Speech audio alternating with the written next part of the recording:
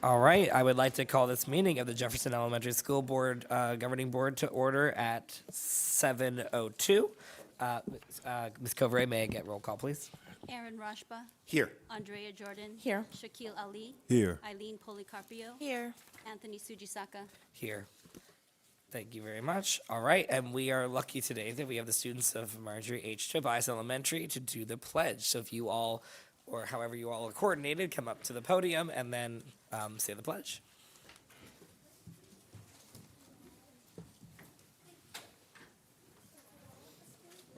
Oh, that's right, that's right. I keep doing it. I know, me too. Yeah, because it was there.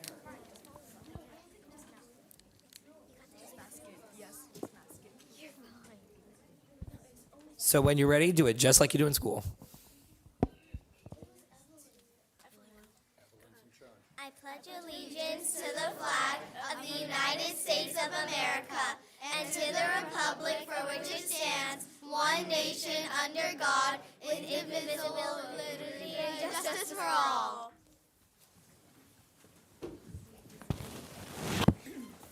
You all coordinated yourselves. Thank you very much for that pledge. All right, we move to item 4, approval of the agenda. The administration recommends approval of the agenda. I move that we approve the agenda. Second. All right, motion and a second. All those in favor say aye. Aye. All opposed? Motion passes. All right, and now we move on to item 5A, election of officers and representatives.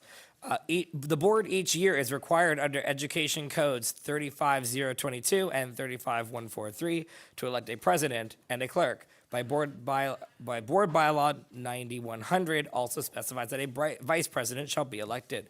The board shall also elect a representative for the county community on school district organization at code 35023.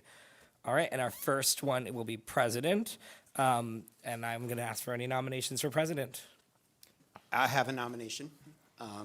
I would like to nominate Anthony Sujisaka for board president.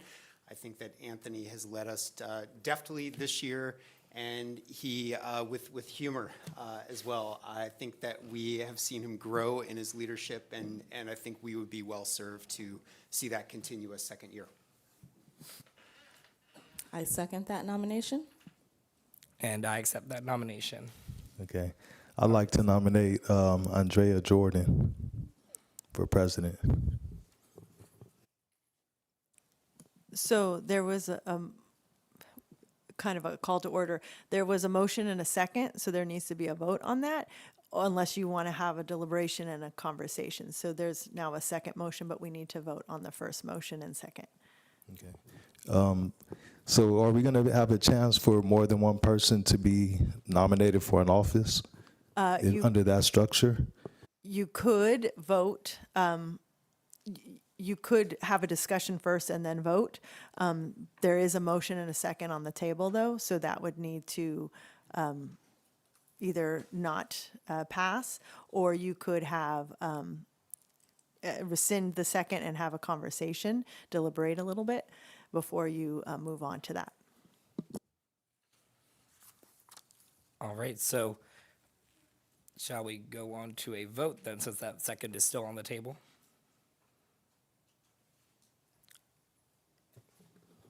Well, I'll move to lay the question on the table. Where is that on here? Maybe the question is, Trustee Jordan, do you accept that nomination? I would like, if we want to have a discussion, we can have the discussion, and I can rescind my second if that makes more sense. Why don't we do that? Okay. Sure. So I'll rescind my second. All right, so the floor is yours. Okay. So I think this is actually a beautiful thing because this has never happened since I've been on the board. And I didn't talk to anybody. You know, we know about the Brown Act. I could have talked to one of you, right? But I never talked to anybody about what we're going to do on this day. So I just want to put that out there first. But second, we've never had, to my knowledge, someone serve as president twice. And, you know, we can do whatever we want to that we propose and vote on. But I just want to, you know, bring that up. And then thirdly, Trustee Rashba, you've been on the board for a while now, and I haven't seen you become vice president or president yet. So I just want to throw those three things out there.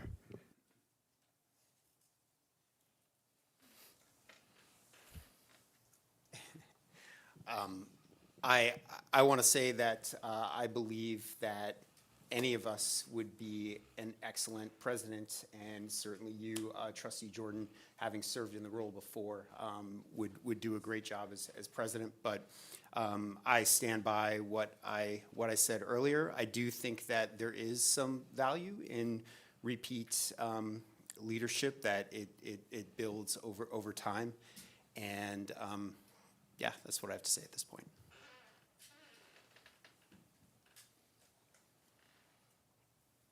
All right, if there's no more discussion, then there's still a motion on the table, and I will either need a second or the motion will fail. Well, I wanted to give a chance for Trustee Policarpio to make a comment if she wanted to before I made a comment. I actually hear both sides. I also am aware that we have not had a president be president twice. And I think most of the reason for that is we want to give a chance to everyone on the board to have an opportunity to be a leader and to engage in the process of creation of the agenda and leading a meeting, because it is something that at least you should do once if you're sitting on the board. And so I understand the reasoning behind Trustee Ali's nomination. I have been a president before. I understand what that role is. If we wanted to vote that way, I wouldn't not accept the nomination, but I also don't want to be the one speaking for myself. So I would rather have multiple people speak about how they want to move forward. I don't have many comments on this because I'm still going to play my new card. I'm very confused, but I think both of you, and the time and how I've seen both of you on this board and how you speak and how you work with people and the rest of the board, neither of you are a bad choice to me, and I would be very happy with anybody but me in this role. You'll have your chance. Okay, well, I don't want to be a bottleneck, so just go. All right, with that, this motion still needs a second. Second. All right, that motion, not passes, the motion goes to vote. So, Ms. Covray? Mr. Rashba, Aye. Ms. Jordan, Aye. Mr. Ali, Aye. Ms. Policarpio, Aye. Mr. Sujisaka. Aye. All right, that motion passes. Congratulations, Mr. Sujisaka.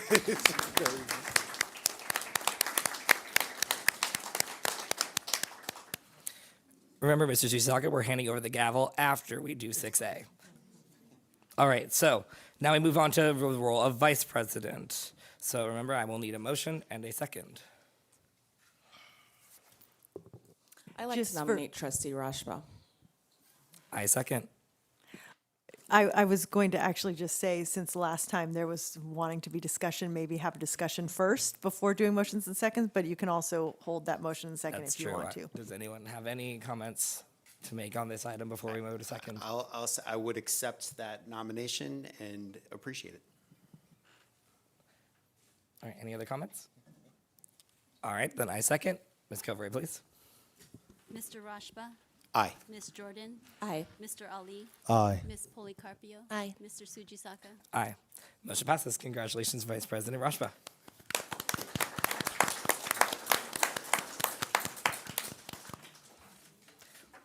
All right, position number 3, clerk. So this is actually, I don't have the description in front of me, but we are going to go into the same thing. So if there are any nominations for the clerk, I will accept motions. I'd like to nominate Trustee Policarpio. Is there any comments or discussion on this item before we second? If not, I will entertain a second. Second. All right, there's a motion and a second. Ms. Covray? Or actually, sorry, before we do that, Ms. Policarpio, do you accept your nomination? Yes, I do have a nice signature. All right, Ms. Covray? Mr. Rashba. Aye. Ms. Jordan. Aye. Mr. Ali. Aye. Ms. Policarpio. Aye. Mr. Sujisaka. Aye. Congratulations, Clerk Policarpio.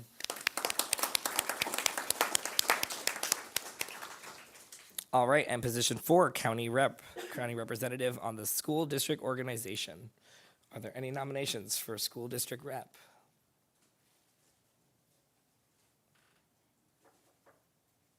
This is a very simple role.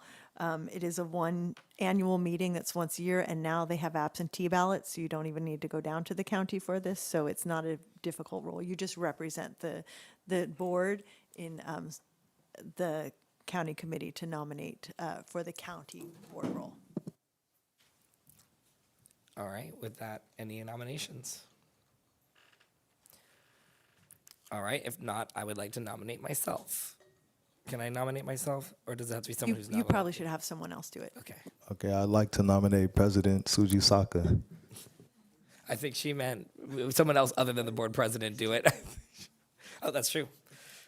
Is there a second? Second. All right, there is a motion and a second, Ms. Covering. Mr. Rashba? Aye. Ms. Jordan? Aye. Mr. Ali? Aye. Ms. Policarpio? Aye. Mr. Sujisaka? Aye. All right, I am the county rep too. Congratulations. I don't know why I did that. Before we move on to item 6A, we want to, although you're returning as president, we want to thank you for your year of service. As Trustee Rashba said, you have been, you've grown in your role tremendously. You're very efficient and easy to work with, and you're very collaborative, and appreciate the sense of humor. So on behalf of the district, we appreciate the work you've done, and we have a gesture, a small gift for you that we'd actually like you to show everyone.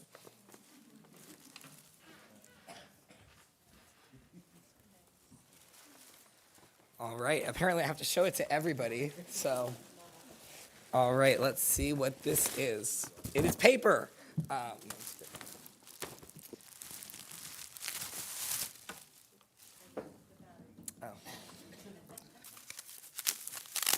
Jeez, this is a lot.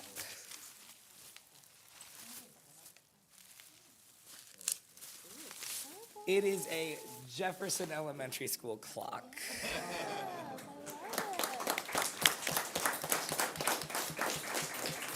And I noticed your purple jacket, and we know purple's your favorite color. So. Yes, I was about to say my purple's my favorite color. And Miss Coveray did an excellent job, and that one meeting when you had the bubbles, that inspired that clock as well.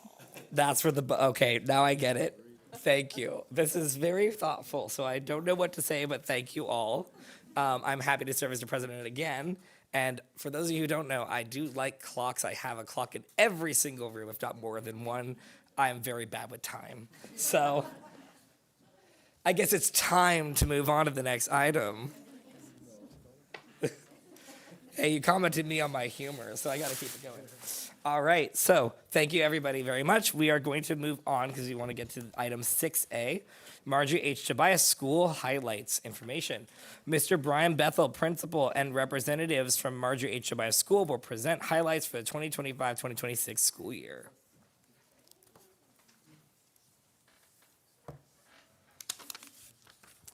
All right. Can you hear me? I do have the clicker. Is the mic on? Okay, thank you. Can you hear me? Is that good? Okay. Yep. Thank you, board. Thank you, everybody that's here tonight. I got an extra specially large crowd, so if I make mistakes, everybody gets to watch. Okay. Tonight, I'm going to present a couple of things for Marjorie H. Tobias Elementary School. It's my second year as a principal there, and we're going to focus mainly on our academic achievements as well as our student-centered programs that we have. Okay. Just to recap our LCAP goals so everybody's real aware, by June 2027, academic performance in ELA and math will meet 70% proficiency, and also by June 2027, positive school climate indicators will meet or exceed 90% favorability. For 2025, these are levels that are shared with us in our weekly meetings and our weekly discussions. So currently, the light green on our screen here is our 2025 status right now. And this is district-wide. So in ELA, it's 46, in math, it's 38.1, and in science, it's 28.5. I do that just to show you what and where Marjorie H. Tobias is. So if we look at MHT, here we are, our CASP ELA for 2025, we had a 64% either met or exceeded standards. And then our iReady, which is the program that we use for 3rd through 5th grade, we are at a 63% met or exceeded. So that 70% is within reach for us. We're still working towards that, but we're on our way. And for math, similarly, the CASP met or exceed standards was at 61%, and iReady Math, which again is our 3rd through 5th, was at 59% met or exceeded. So we are above the district average in that sense, but we do have some work to go still, so we are working on that.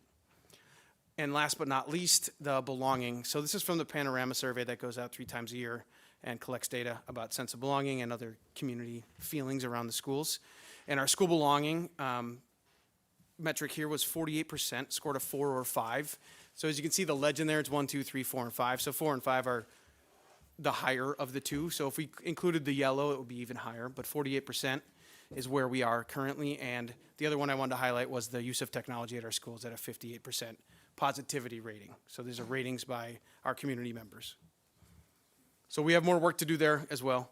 And one of the things that we do to try to foster the sense of belonging is our student-focused activities. So just a quick snapshot. This is by no means a total of all of the things we do. They are just some things I wanted to highlight. We have our green team, safety patrol, peacekeepers, lunch helpers, flag patrol, they come in every morning and lower and put the flag up every day. It's great. And then we have environmental rescues. So if you notice, there's a lot of students here, and they are going to talk about the environmental rescues for us. That's a picture of what they do. One of the things they do is they help beautify the campus, and they're real involved every day on that. But I also wanted to point out that we did have a special guest, Mr. Anybody know who that is? GP2, yes. GP2 came to our school and visited. He was great. He's got a nonprofit foundation that works on dyslexia awareness. So he was not only very gracious with his time, he just wanted to get in with the kids. So there's pictures of him. He's just like, can they climb on me? And we're like, sure, if you're okay with it. He was very gracious with his time and his access. So kids were able to get a lot of signatures and spend some quality time with him. But that's enough hearing from me because I want to have our students here move forward with their presentation. So it's a little skewed because of the way it's set up, but who's on the clicker? Julie? I can do the clicker if you want. Okay. Who's up first? Okay. Yeah. Let's do this down here. Yeah, thank you.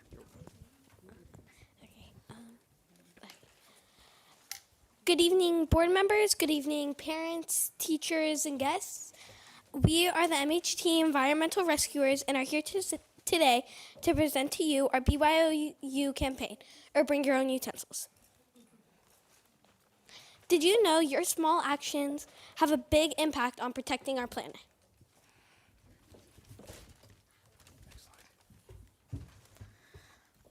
Mission statement. Our mission is to protect our planet by taking action to reduce plastic and food waste in our school and homes.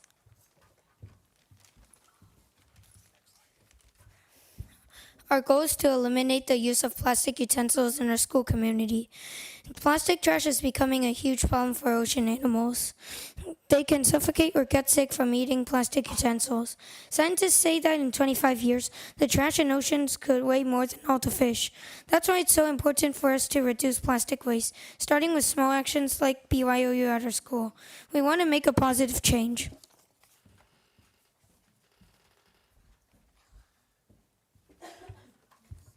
Plastic utensils contribute to climate change because making them uses fossil fuels, which warms the earth.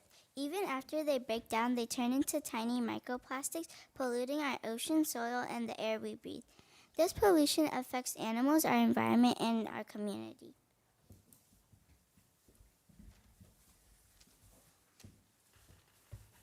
The effects of animals, the power to change, and every piece counts.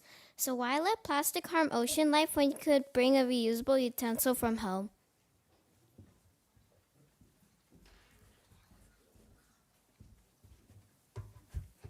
Why it matters. Every plastic we use harms animals, our health, and the planet. Small actions today can protect our future.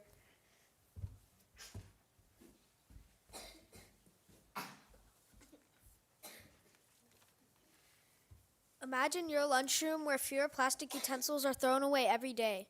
Based on the data we collected from mid-September to mid-November, we know that about 70% of my fifth grade class of 24 is participating in our campaign daily. We also know that around 32% of our 106 fourth and fifth grade students are using plastic utensils daily. But since the start of our campaign, we have already lowered the use of plastic by 10%, putting us at around 30%. Our short-term goal, Our short-term goal is to lower the use of plastic utensils by 15 to 20% more within our fourth and fifth grade classes. Our long-term goal is to eliminate the use of plastic utensils within our fourth and fifth grade. Since the beginning of our campaign, the amount that we wanted for our fourth and fifth grade participating was 15 to 20%. But instead, we had 30% of them participating, putting us around 10% ahead. Here's a graph we made to show the big growth in such a short amount of time. So you can see that on the 3rd of December, we had less than 5% of our fourth and fifth grade participating. But now, or 6 days later, we now have around 30% participating.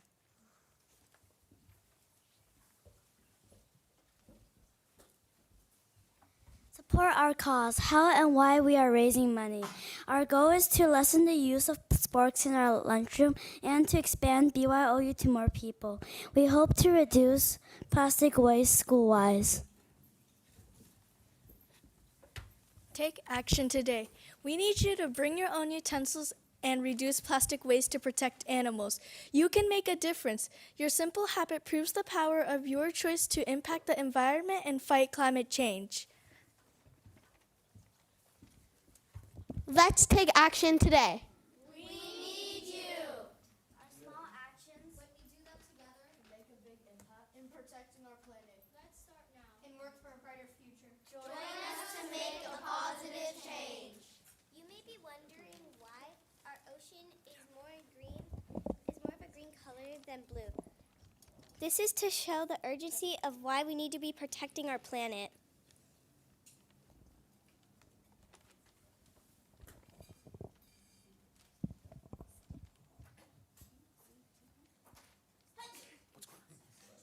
Everybody stand up. There you go.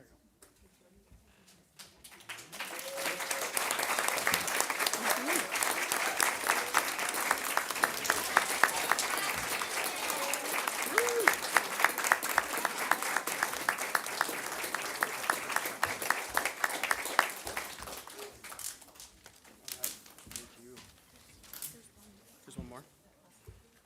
Oh, yeah. Here we go. This is our environmental team and committees.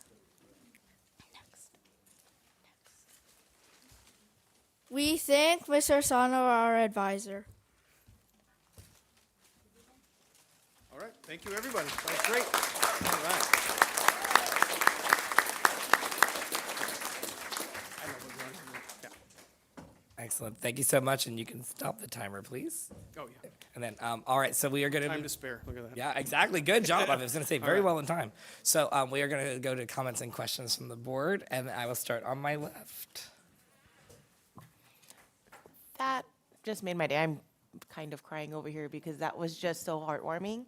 I wrote down a lot of things, but I think at the end of it, like that jump that you guys shared that happened in such a short period of time, that means you're all doing a great job, not only just getting the word out about what your mission is, but why it matters and then backing it up with data. So that just in itself is a great presentation of how to get something done, right? You're telling people what it is, you're telling them why it matters, and then you're using numbers to back it up to show that it's working.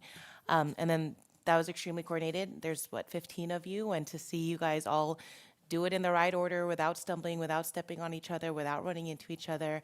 And then at the end, like hearing all of your voices just kind of bounce around, like, I'm crying over here. You guys did an amazing job.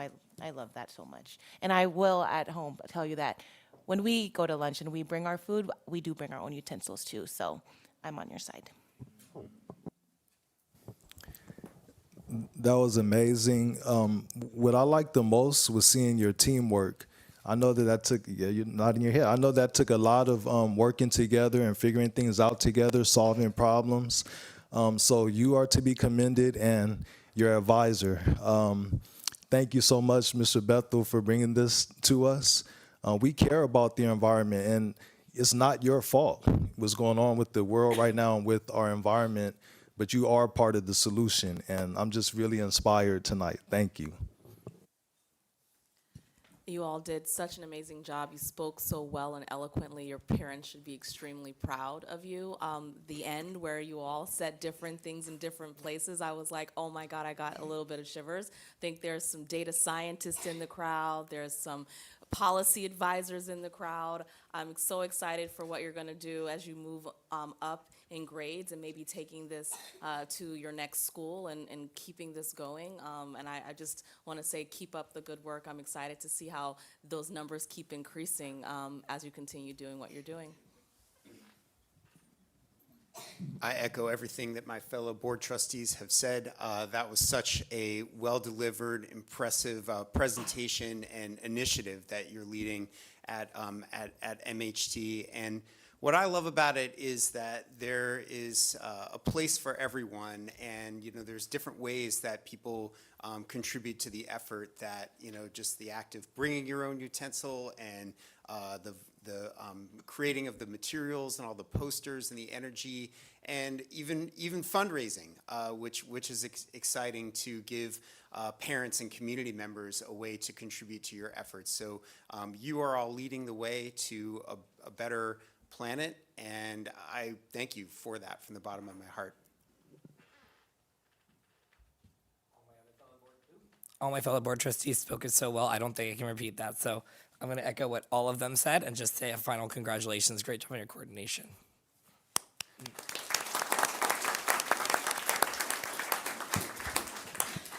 And before you all go, we have some certificates for you all for coming in, to be brave and coming forth and presenting for us, also doing our pledge.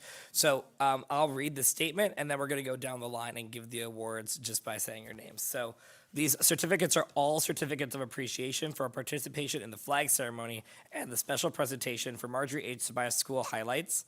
So my first one is for Julia Lee.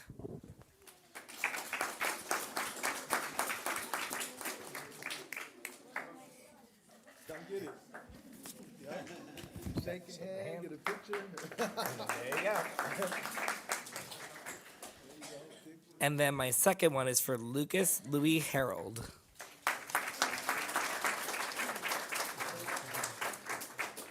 And then this time we'll start this way.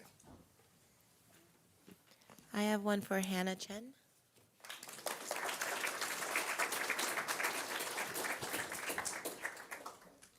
And Ella Chen.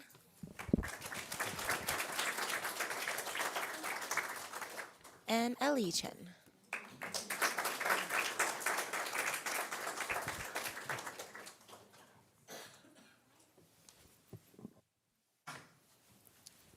Evelyn White.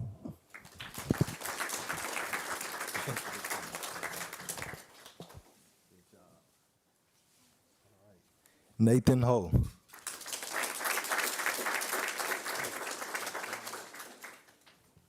And Melody Chu.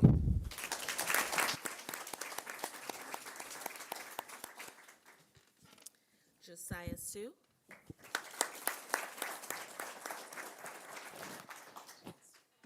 And Jacob Long.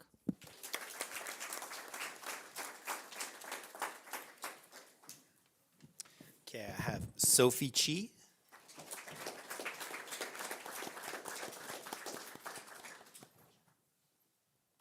Kyla Huang.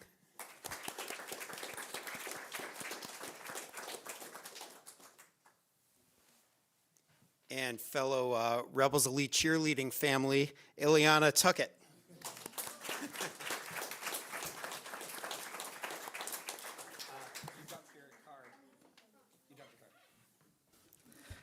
Excellent. So we would like for all of our parents and families to stay just through item 7B, which is just 2 items down. So if you all do not mind, we would like to continue on our meeting.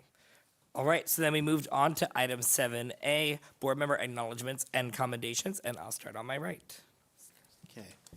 While announcements are normally reserved to the end of the meeting, we have a full audience here, and I want to promote that the Kids First Education Foundation, which is the nonprofit organization that supports our district, is having a fundraiser this Saturday, December 13th. It goes all day, 10 a.m. to 8 p.m., and it's at a great resource for our community, the Peninsula Book Collaborative. I don't know how many of you are aware that we have a bookstore in Daly City. It's in the Westlake Center next to Color Me Mine. But Peninsula Books, it's a nonprofit. It's a great organization. Do your holiday shopping. Look for some books, and you'll be supporting Kids First Education Foundation in the process. Thank you. Just want to thank everyone for being here tonight and looking forward to the rest of the meeting.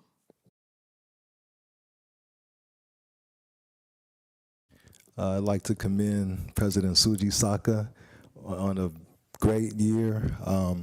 As we said, we've seen your growth. I've known him for quite a long time and seen him go from becoming a teacher to an administrator to now being a school board president. So keep up the great work, and I'm looking forward to working with you for another year.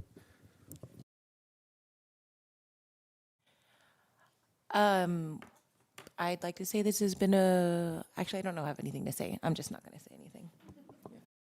That has been, you're right. I want to thank everyone for being here. Again, it's always a pleasure for us to be able to do these meetings in front of our public, because you all are our people. Also, I wanted to commend the parents of Daniel Webster Elementary School for their math night. I attended their math night earlier this week. It was an amazing event. It was very well attended. Their community was everywhere. They had a whole bunch of really intriguing math activities of all levels, and they had them all coordinating so students can challenge themselves or go back. It was very well planned, and then they had local food vendors there, 2 of them. Again, I don't remember their names, but again, I want to appreciate the parents for putting that on. So thank you, Daniel Webster, for yeah. Thank you. Yes, Daniel Webster.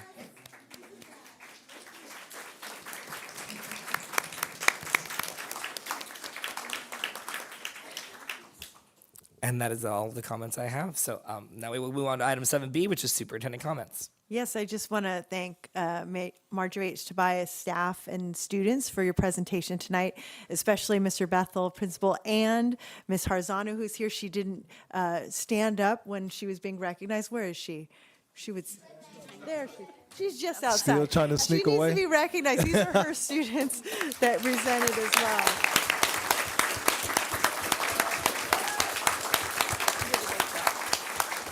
And students, you did an amazing job presenting, and like everyone said, you were well coordinated, and you are the future, and you are making an impact already at your school in 4th grade. So we appreciate what you're doing, and keep doing it. Keep doing what you're doing. I can't wait to see your progress. I also want to congratulate our ethnic studies cohort of teachers. Last night at the reorganization meeting at City Council, our ethnic studies teachers were honored for the Mayor's 2025 Freedom Fighter Award. I believe we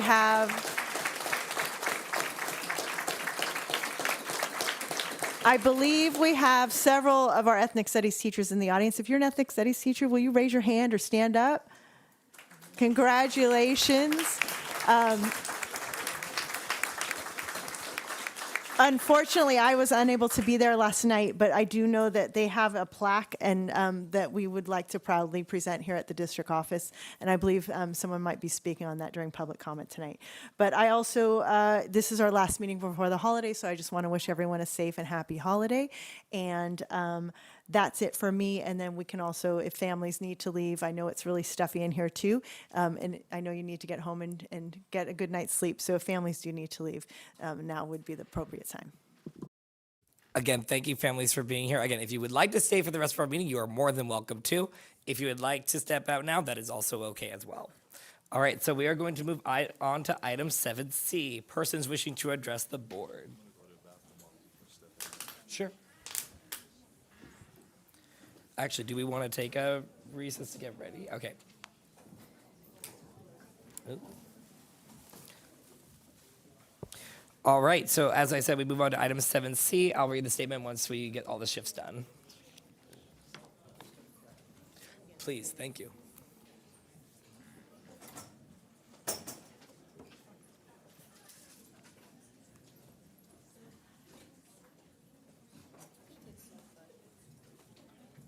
They're adorable. It's just those reminders that we need to be eco-friendly and eco-conscious. Yep. No, that's good. Should be guilty. There it is.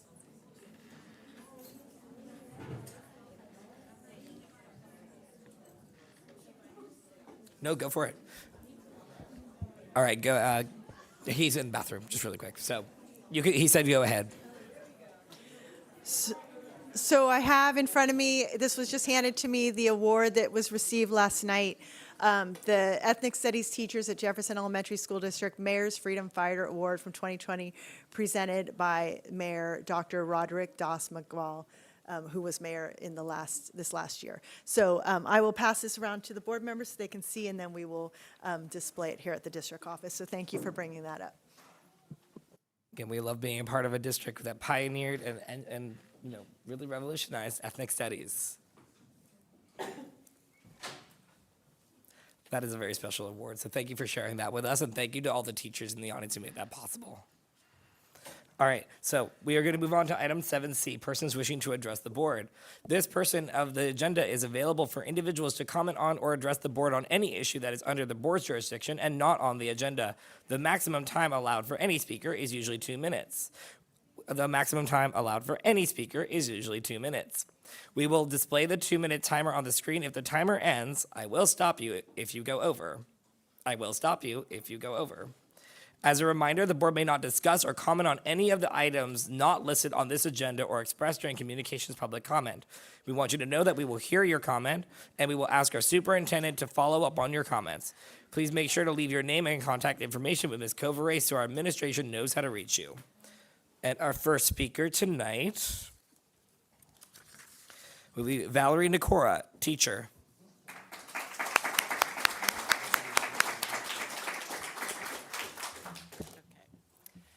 Good evening. I am a teacher at Fernando Rivera, and I'm also a union rep there. And I am reading a message from one of my colleagues, Miss Leah Murphy. She wasn't able to come tonight.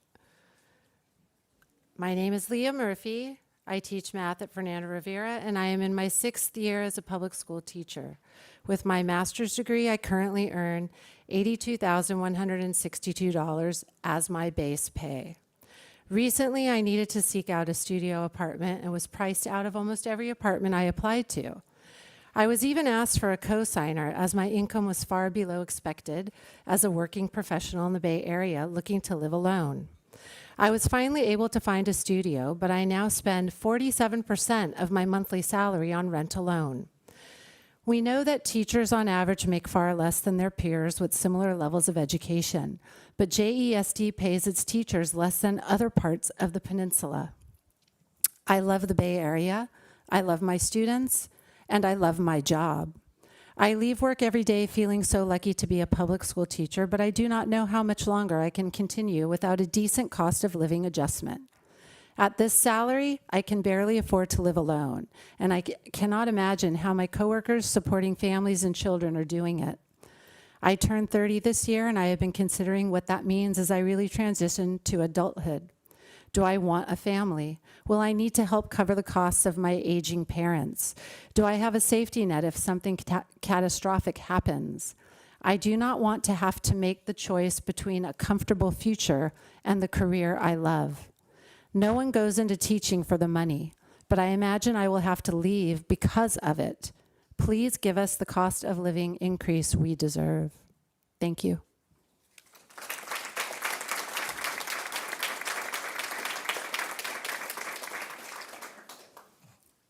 Our next speaker is Sabrina Griffin, teacher.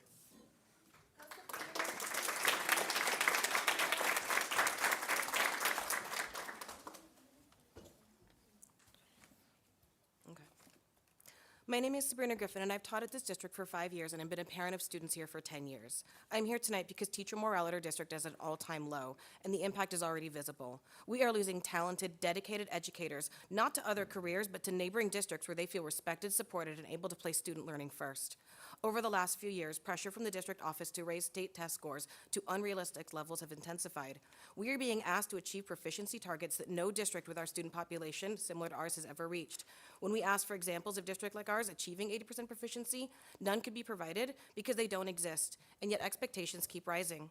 Teachers are also raising serious concerns about the bias built into these tests themselves, bias that disadvantages our students and does not reflect their true abilities, growth, or potential. But when we speak up, we explain what our students actually need to succeed, we are ignored. I've been personally shut down by district office staff at meetings for bringing up my ELL students and was told that our district spends too much time focusing on that population and we need to reach achievement for other students, despite the fact that they frequently make up over half of my class. As experts in our classes, we've repeatedly shared the tools, resources, and support systems that would make a meaningful difference, and too often those recommendations have gone unheard. Instead, we are given inconsistent directives and told to dedicate unhealthy amounts of instructional time to screen time. The result has been predictable. We have already lost exceptional educators who simply want to teach in districts where their expertise is valued. We have lost teachers who grew up in our district and were dedicated to our community.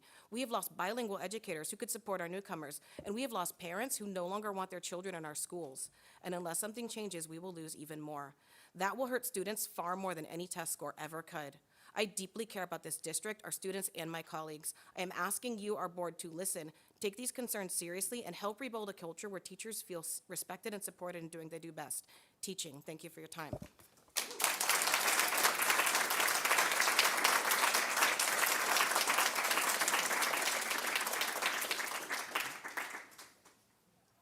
Our next speaker, Terry Nealon, former teacher.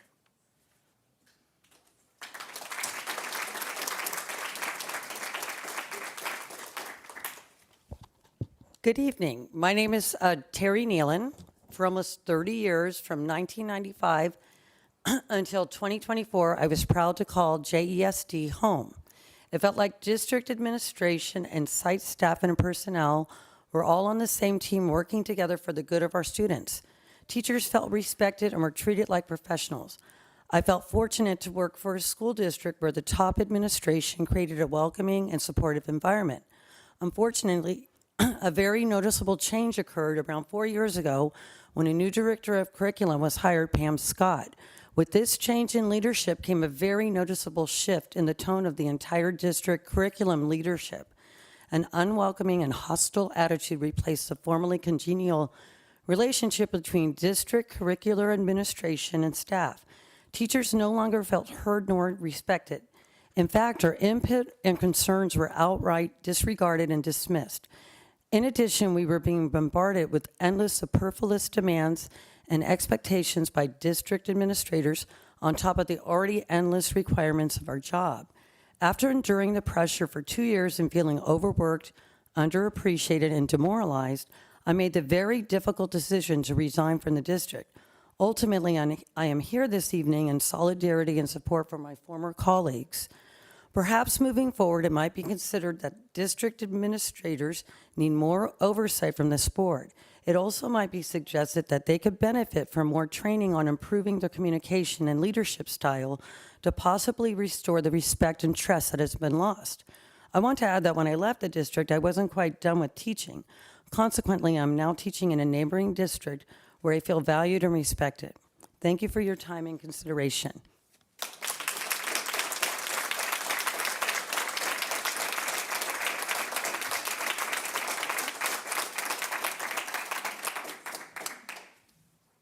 Our next speaker, Pamela Radke, third grade teacher at NP Brown.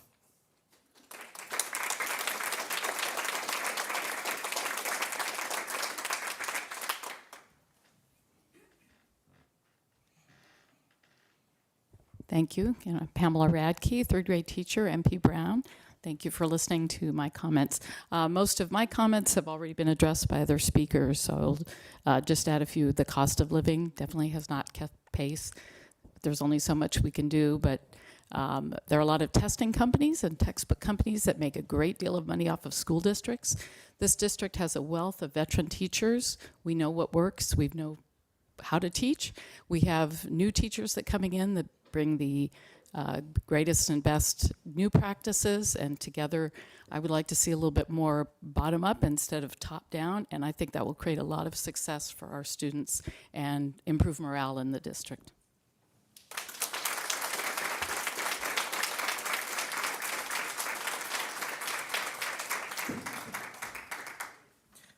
Our next speaker, Wendy Lau, teacher.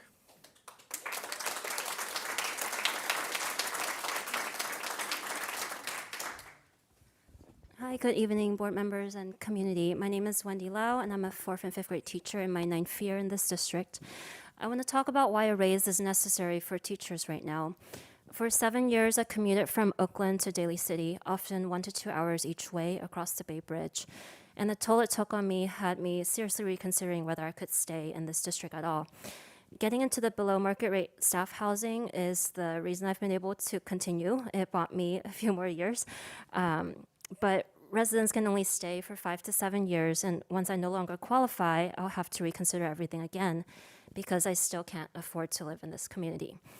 On top of that, the workload goes far beyond the school day. I spend many hours after school and on weekends planning lessons, adjusting materials so they're accessible for my students, many of whom are English learners, newcomers, or part of a really transient population. During the school day, we barely have time to plan or grade. Most of that time gets taken up by managing behaviors or handling immediate needs. The real preparation happens on our own time. So despite being almost 10 years into my career, my salary is still under $100,000, which in San Mateo County is considered low income for a single person. That means a teacher nearing a decade of experience is earning at a level that still qualifies as financially strained in this area. It's not sustainable for teachers, and it's not sustainable for the district if we want to keep experienced staff. I'm a committed professional, and I work hard for my students, but commitment alone doesn't pay rent. A raise isn't just deserved. It's necessary for teachers to be able to continue doing this work without sacrificing their own stability. Thank you for your time.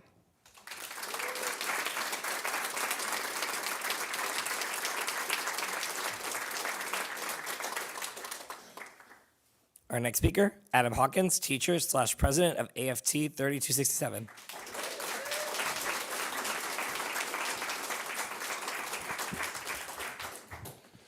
Good evening.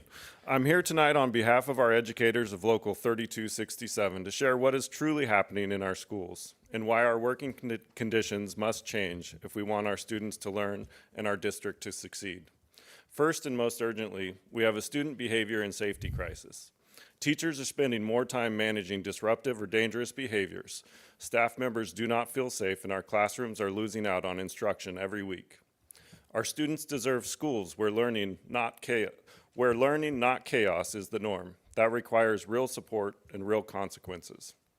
Second, the workload, the constant stream of new initiatives have become impossible. Teachers are being asked to implement new programs, new curriculum, new tech platforms, new pacing guides, and new walkthrough expectations, all at once, and all on top of their existing responsibilities. Nothing is taken off their plate. Our educators are working nights and weekends just to stay afloat. This is not sustainable. Finally, teachers need consistent, visible, supportive leadership. Site administrators are being tasked with more and more responsibilities that are taking them away from supporting students at the sites. They too are feeling overwhelmed. Educators are reporting micromanagement, inconsistent discipline, unclear communication, and a top-down approach that ignores classroom realities. Teachers want to work with their administrators, and they want professional judgment to be respected. Our message tonight is simple. These issues are urgent, interconnected, and fixable. They require investment, staffing, and a genuine partnership with people doing the work every day. When you support teachers, you directly support students. I want to end on a positive truth because it matters. Despite everything, despite impossible workloads and escalating needs, our teachers remain deeply committed to our students. We still show up early, we still plan creative lessons, we still build relationships, we celebrate every small win. The dedication in the district is extraordinary. Thank you.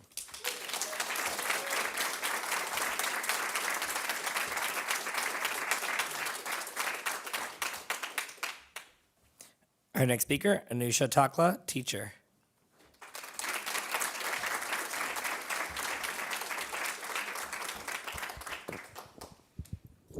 Tonight I'm speaking as a union leader.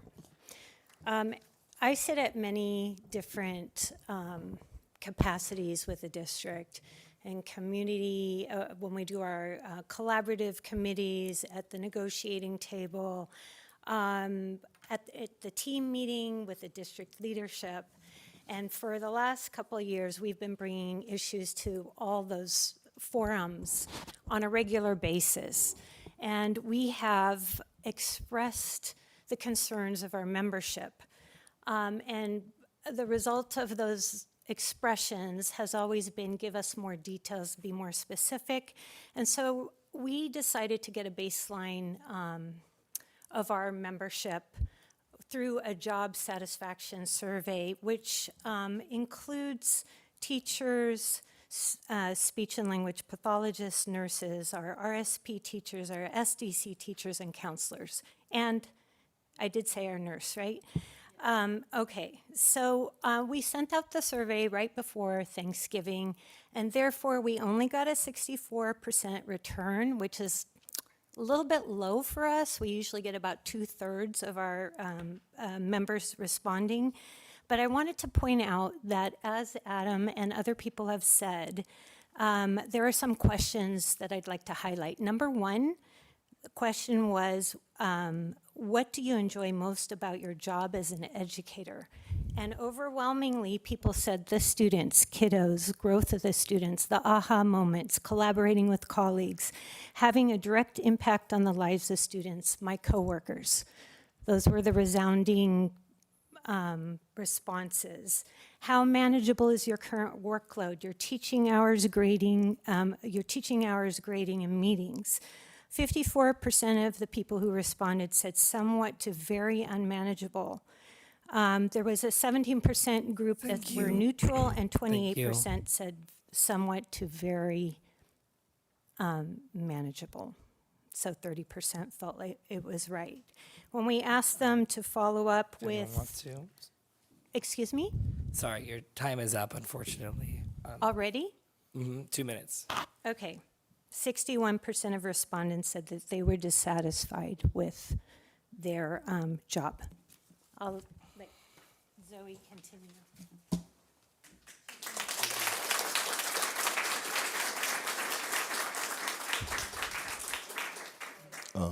Well, actually, our next speaker is Zoe Marinkovic, teacher. I'd like to ask a question.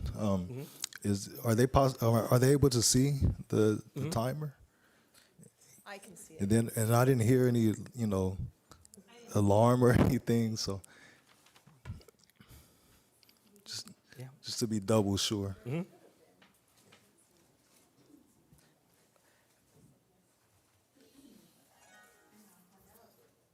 you.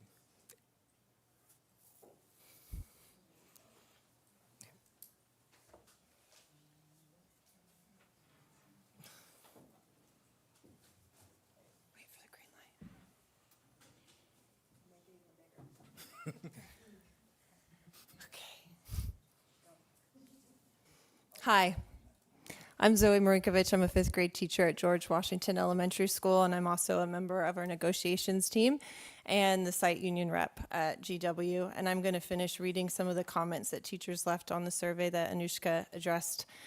One of them wrote, "Too many district expectations, difficult student behavior with no support." Another teacher wrote, "I often feel unsupported by district administration because that help reaches the classroom feels distant or delayed. Policies arrive in long memos, but the practical backing you need in real time, especially around behavior or instructional demands, doesn't follow with the same force. When challenges escalate, the district response tends to sit at the level of reminders, guidelines, and broad statements instead of concrete action. It leaves teachers carrying the immediate load while the larger system stays comfortably abstract. I don't doubt that people work hard at the district level, but the support that matters most is the kind you can actually feel in a school day, and that gap shows up more often than it should." Another teacher writes, "Not enough support. I need an aid. I have so many more students with IEPs who need something different than the rest of the class. I need help differentiating for ELs, newcomers, for high, medium, and low performing students. All of the adopted curriculum takes so much time to prep. I work before school, during my break and prep, and after school, and it is still a challenge to prep everything. Recent changes have added more to our plates rather than to help. meeting 90 iReady minutes per week, extra steps to run off something at the copy machine, the uptick in classroom visits and walkarounds. It is too much. Thank you.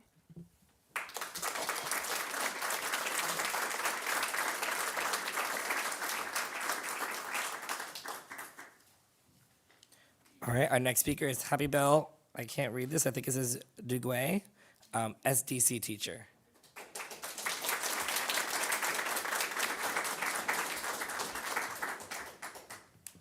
Good evening, everyone. My name is Happy Bell Duque, and I'm a SDC teacher at Daniel Webster Elementary School. And this is my third year in the district, and I'm grateful for the opportunity to speak with you tonight. My biggest concern is the number of students currently placed in my SDC classroom. I have 14 students, 10 kinders, and 4 first graders. While each child is wonderful in their own way, the overall needs of this group are extremely high. In my classroom, 9 to 10 students have significant high needs, including sensory challenges, behaviors, and aggressions. The behaviors we support daily include headbanging, hitting, kicking, screaming, and eloping. Often one student dysregulation triggers others, which quickly escalate the level of support required from staff. 6 students required diaper change support, often needing 2 staff members for safety. I am fortunate to work with a dedicated team of 3 SKIAs and 1 one-on-one aide, and the guidance of our school principal. We use proactive strategies, sensory supports, and consistent routines. Yet some tasks like quick transition or floor-based activities during PE, music, library, or mainstream exclusion can be physically demanding, and aligning staff which students' needs will allow our skilled team to respond more safely and effectively. On the playground, supervision is critical. Students some hit peers, put rocks and tanbarks in their mouth, and incidents eloping occur frequently. Every moment requires vigilance, yet current staffing makes it impossible to respond to every situation as quickly as we need. For the safety, dignity, and learning of my student, I respectfully urge the district to reduce class size or increase staff support and provide flexible SKIA assignments. Every child deserves a safe, supportive, and engaging environment, because every unsafe moment is a moment lost for learning. These children cannot wait. With the right support, we can give them the education they deserve and the future they deserve. Thank you for listening to their voices through mine.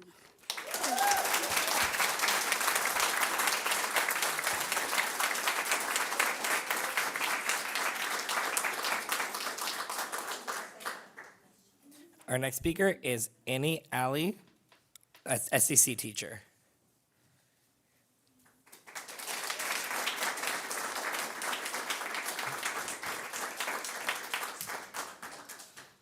So mine's going a little over, so she's going to pick up where I left off. I think she's the next speaker. Angeline? Good evening. My name is Ann Alec, and I'm an SDC teacher at JFK. I have over 30 years of experience in special education, but I've only worked at Jefferson for 9 years. I came to this district because honestly, it was so welcoming. And after I began to work here, I thought I'd found my spot. I have never seen a more dedicated, hardworking group of people in my life work an unbelievable amount of hours for free per week to complete all the required special ed paperwork. So if they're in here telling you that the workload is too much, it's time to listen. Because I came in 9 years ago, and that's what the feeling was then. And I remember you guys on the board asking questions about that, about how are we supporting SPED? And it just keeps getting more and more. Last year, we had a cyber attack and installed a new firewall. Shortly after that, the system we used to write our IEPs was not accessible. After months of reaching out for help, the issue was still unresolved. This happened in September and continued until March. It wasn't until I told my principal that I had to leave work to get my paperwork completed for an upcoming meeting that I was given a hotspot. It took the technology department 6 months to start gathering information from the people who actually use the site. Once the info was gathered, it was clear that the district firewall was causing the problem. The problem was resolved, but no acknowledgement of the stress and hardship it caused all the SPED providers. We could not get into the system. It wasn't loading correctly. No one would listen. I mean, on and on and on. I think I even sent you an email with no response. So, our SPED director, this is a very telling example of how difficult it is for our voices to be heard. Our SPED director has sent out a newsletter informing us of significant a change in job responsibilities. Case managers will now be required to write the behavior intervention plans in SACE. This was typically a psychologist's responsibility. I just need to announce it. Yeah. All right, and then our next speaker is Angeline Osana, SEC teacher. Go ahead, Angeline.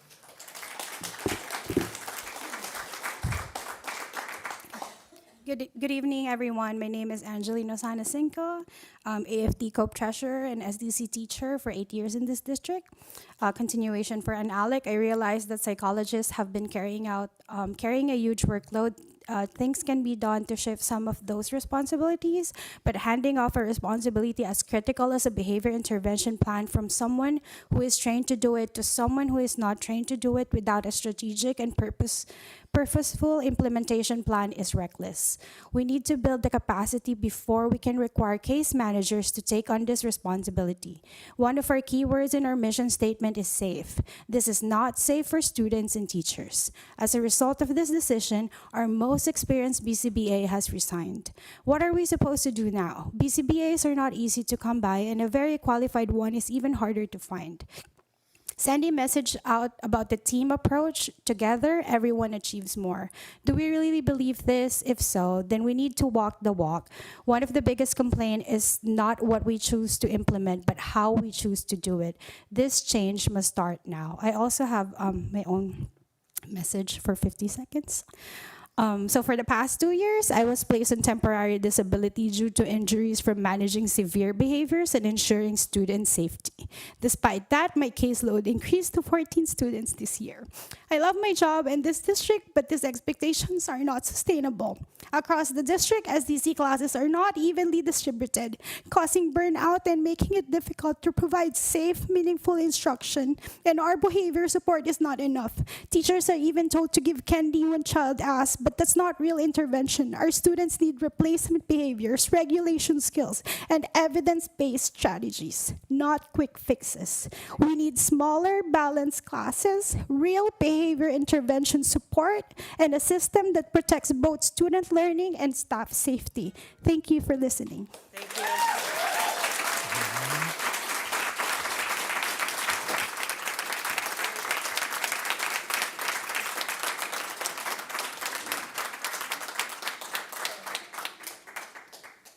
Our next speaker is Fia or Pia. I can't read it. Fabioc, teacher. Thank you.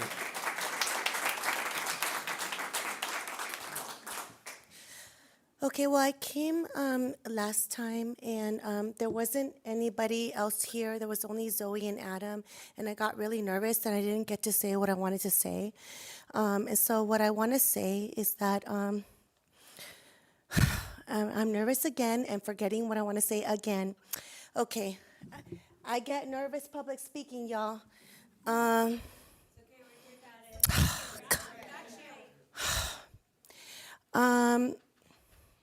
We are good people, we are professionals, and we deserve respect. And last time that I came here, I came to talk about teacher voice being shut down. And you know on this board that we are good teachers. Erin Roshba, you know I'm a good teacher. I taught your daughter. You shouted me out here. You know I'm excellent at teaching reading. But when I came out here last year, nobody supported me. I wrote a letter with 4 bullet points about all this stuff that we're going through and all the problems, and nobody responded except for Nadia Flamenco, who then quit. No, we need real respect. We need people to respond, not fake responses, okay? And we need to be respected as professionals and respected as people. And I forgot the rest of what I wanted to say because, again, I'm nervous. Okay, I'm sorry, y'all. I got nervous, but y'all know. Thank you for speaking. Y'all know. And please respect us. Please, we deserve it. Thank you.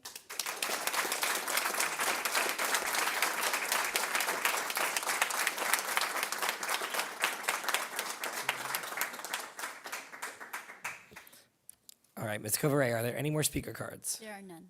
Thank you. And just to remind everybody, So as a reminder, the board may not discuss or comment on any items not listed on this agenda or expressed during communication public comment. We want to know that we will hear you, and we will ask our superintendent to follow up with your comments. Please make sure to leave your name and contact information with Ms. Covere so our administration knows how to reach you. All right, we move on to item 8, consent agenda. The administration recommends approval of the following consent agenda items. All right, are there any items that need to be pulled for discussion? Otherwise, I'll entertain a motion.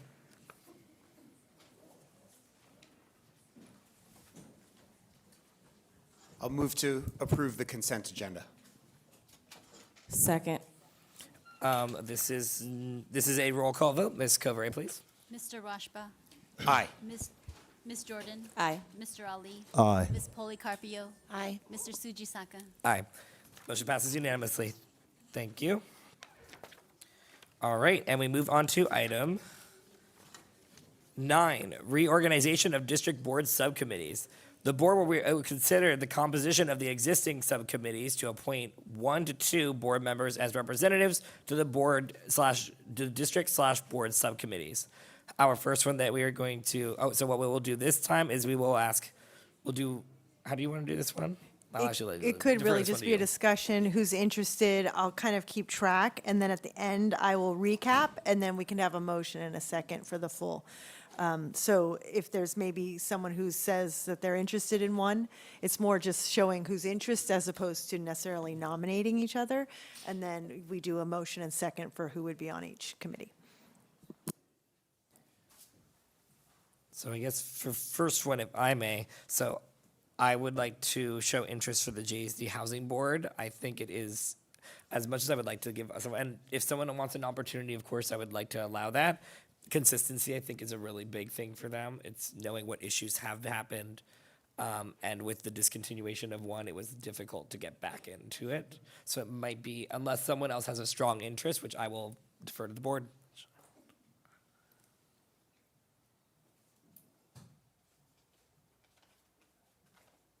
We also have many other positions, if any of you are interested. Can I volunteer for the parent one? The Parent first one? Involvement Advisory Committee, I'd like to be that person. Remember, this is tentative, so if anyone wants to, of course, put their name in for any of these, please feel free. I'd like to do the City of Daly City, Town of Broadmoor and Coleman. I would like to add to that one as well. I would like to do the high school district and local district partnership. And I would like to do that one as well. All right, I'll also put my name down for board policies. And then I'll put mine down for wellness. I was on that in the previous year. All right, and we only have one more spot to fill, which is the second person for board policies review. We know that's not a popular one, but it's just really about 4 or 5 times a year you review their I personally like policies. it. I mean, it's, it's. I can do it because I feel like I need to know these. And of course, like, if you ever have questions, you can talk to, one person, me. So if you're good with this, I will recap, and then if someone wants to make a motion based on that, unless someone else has, they want to be discussion about another position that someone has already filled. Okay, so I have trustee Policarpio on the Parent Involvement Advisory Committee, or PIAC. I have trustee Jordan on wellness. I have trustees Jordan and Ali on the City of Daly City, Towns of Broadmoor, Colma, and other local partnerships. I have trustee Rashba and trustee Ali on Jefferson Union High School District and local elementary school districts. I have President Sujisaka and trustee Policarpio on board policies, and President Sujisaka on the housing board. So we just need a motion for that, if everyone agrees. Motion to approve. Second. There's a motion and a second. This is a voice vote. All those in favor say aye. Aye. All opposed? Motion passes unanimously.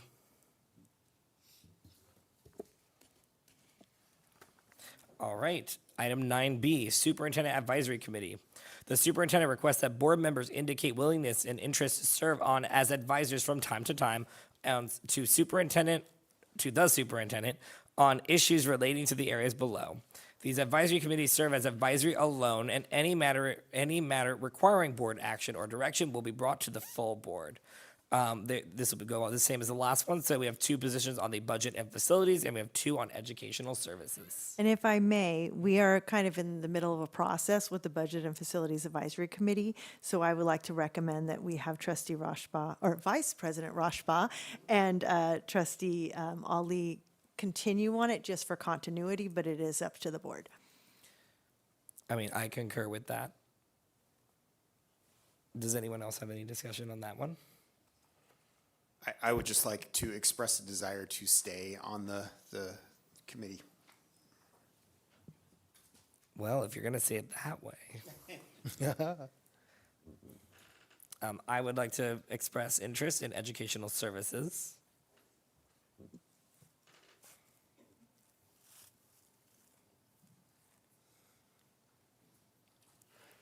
If anyone else is interested in educational services.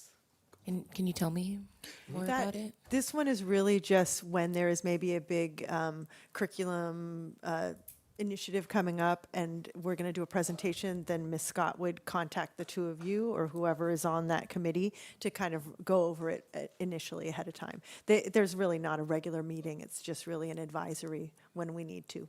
I can do that. Okay? All right. Do you want me to read it or do you got it? Oh, go ahead. Yeah.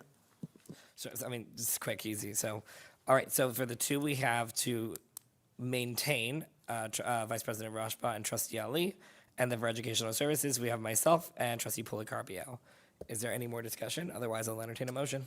Yes, it says it's an information item and not an action item. So do we need to bring this back because we didn't indicate that we were going to take action on this?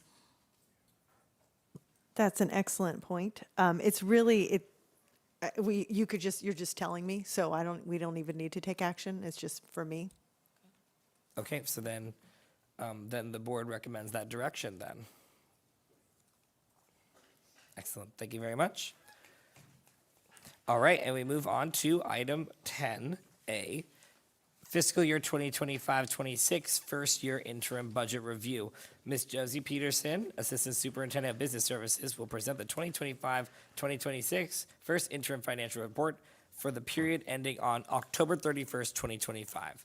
The administration recommends that the board trustees first review the first interim financial report, approve the filing of the certification of financial condition, and approve the revision of the adopted budget to correspond with the projected year totals for revenues and expenditures. Assistant Superintendent Peterson, floor is yours. Thank you. I'm happy tonight to present the 2025-2026 first interim report. Now, the full report is attached to the board agenda. It is quite extensive. So tonight, these are the areas that I'm going to focus on. So what is the first interim report? The first interim reflects our actuals as of October 31st, along with an updated budget based on the most recent financial information, such as revenues, enrollment, and staffing. It is far more accurate than the budget that we prepared in May. And now I'd like to review the budget cycle. So this, again, is our first interim report. The next time we'll bring a budget update to the board will be in March. That's called the second interim report. And then the unaudited actuals. Once we close the books, we'll have our final numbers, and we will bring that to the board in September. Our auditors will audit those numbers, and they will come back to the board in January with an audit report. We're currently finalizing this year's audit report, and they will be presenting it to you in the January board meeting. So what are the requirements for the first and second interim reports? These are state requirements. The state requires that the board certify whether or not the district can meet its financial obligations. And there are 3 certifications. Positive means you can meet your financial obligations in the current fiscal year and 2 subsequent years. Qualified means the district may not meet its financial obligations. in either the current year or the 2 subsequent years. And then negative means the district will not meet its financial obligations. Tonight, we're recommending a positive certification for the first interim. And now I'm going to review the differences between what did the board approve in May and where are we today. So first, we're looking at revenues. 74% of our district's budget are made up from state, what's called local control funding, LCFF revenues. Now, our district is, again, one of 5 districts in San Mateo County that are funded with LCFF revenues. And what this means is we are receiving our revenue based on the students that are attending school. The other 20-plus school districts are receiving more than what that number would generate for students attending school, which is called ADA, because their property taxes exceed that amount. So just to kind of bring that up again as far as how we're funded. So when you look at our revenues, the LCFF revenue sources did decrease slightly because even though we get to use our prior year ADA, our unduplicated count went down. So unduplicated are the revenues generated from different socioeconomic, economically disadvantaged students, foster youth, EL students. And so that number did decrease, and so we had a decrease of about 100,000 in our LCFF revenues, and that was offset by an increase in special ed revenues. So even with a 2.3% COLA, our revenues did decrease this year. The other category, the federal revenues, had very little changes. The state revenues went up, and that's mainly by the expanded learning opportunity, ELOP funds, and also our new one-time student support professional development discretionary one-time funds. Excuse me.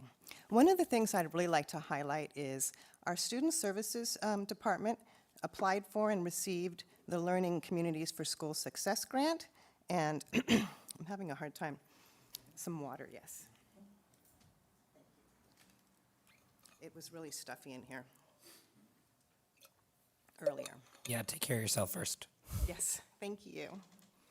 So this is exciting. What that grant is, and they've launched the middle school program Entrepreneurship, Design, and Branding to build personal growth in college and career planning.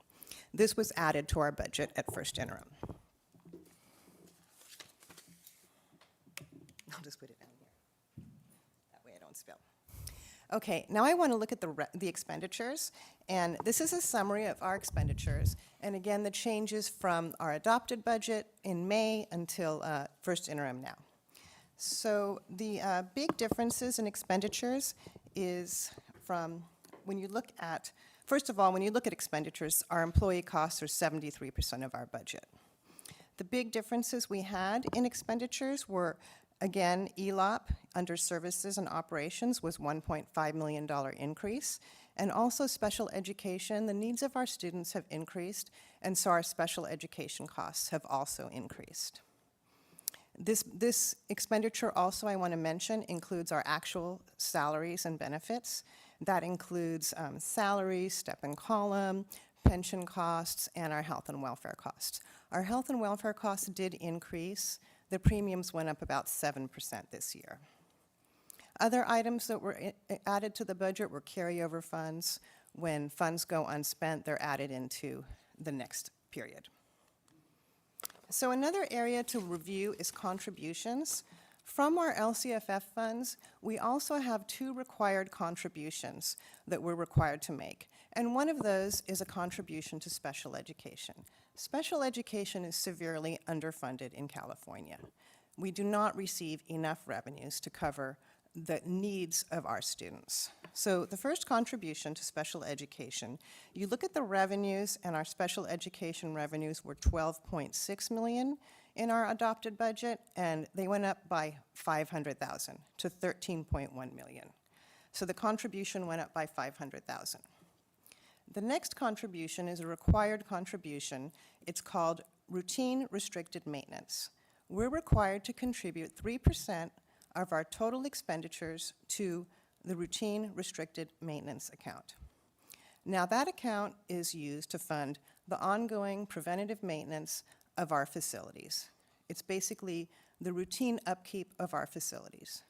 So from our revenues, the bulk of our LCFF funds are contributed to these two accounts, and that's a total of $16 million out of the $66 million that we receive. The next category is transfers between funds. One of the things that our district has been doing is transferring funds from our reserves or our savings accounts in order to fund certain costs, certain operating costs.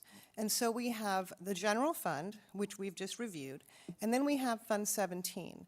Fund 17 is a special reserve fund that it's a state-approved fund that is established for reserves and special items. And so we transfer funds from Fund 17 to cover the ongoing costs of our employee benefits.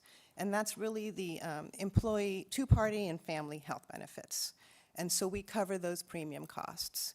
That cost went up about $450,000. So you see an increase in the transfer from Fund 17. The other portion of Fund 17 is used to cover textbooks. And then the other account that we have is Fund 20. It's our retiree benefit fund.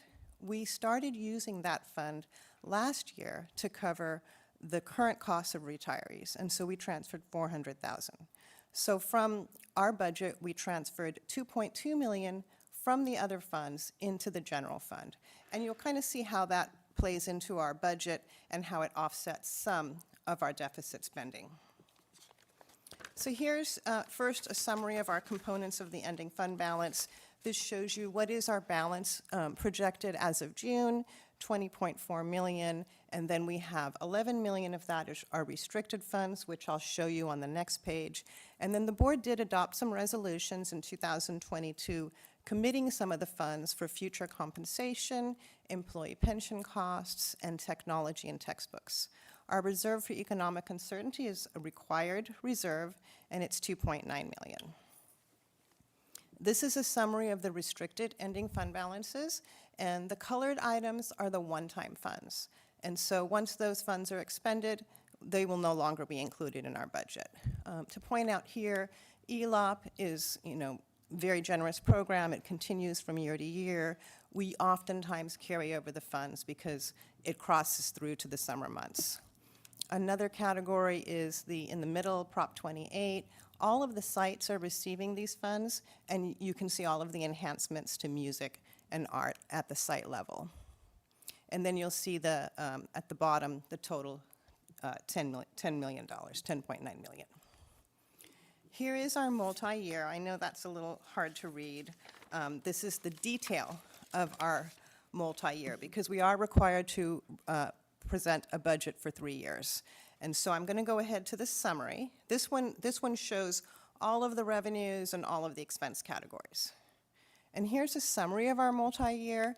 You can see the 3 years in 25-26 is our current budget.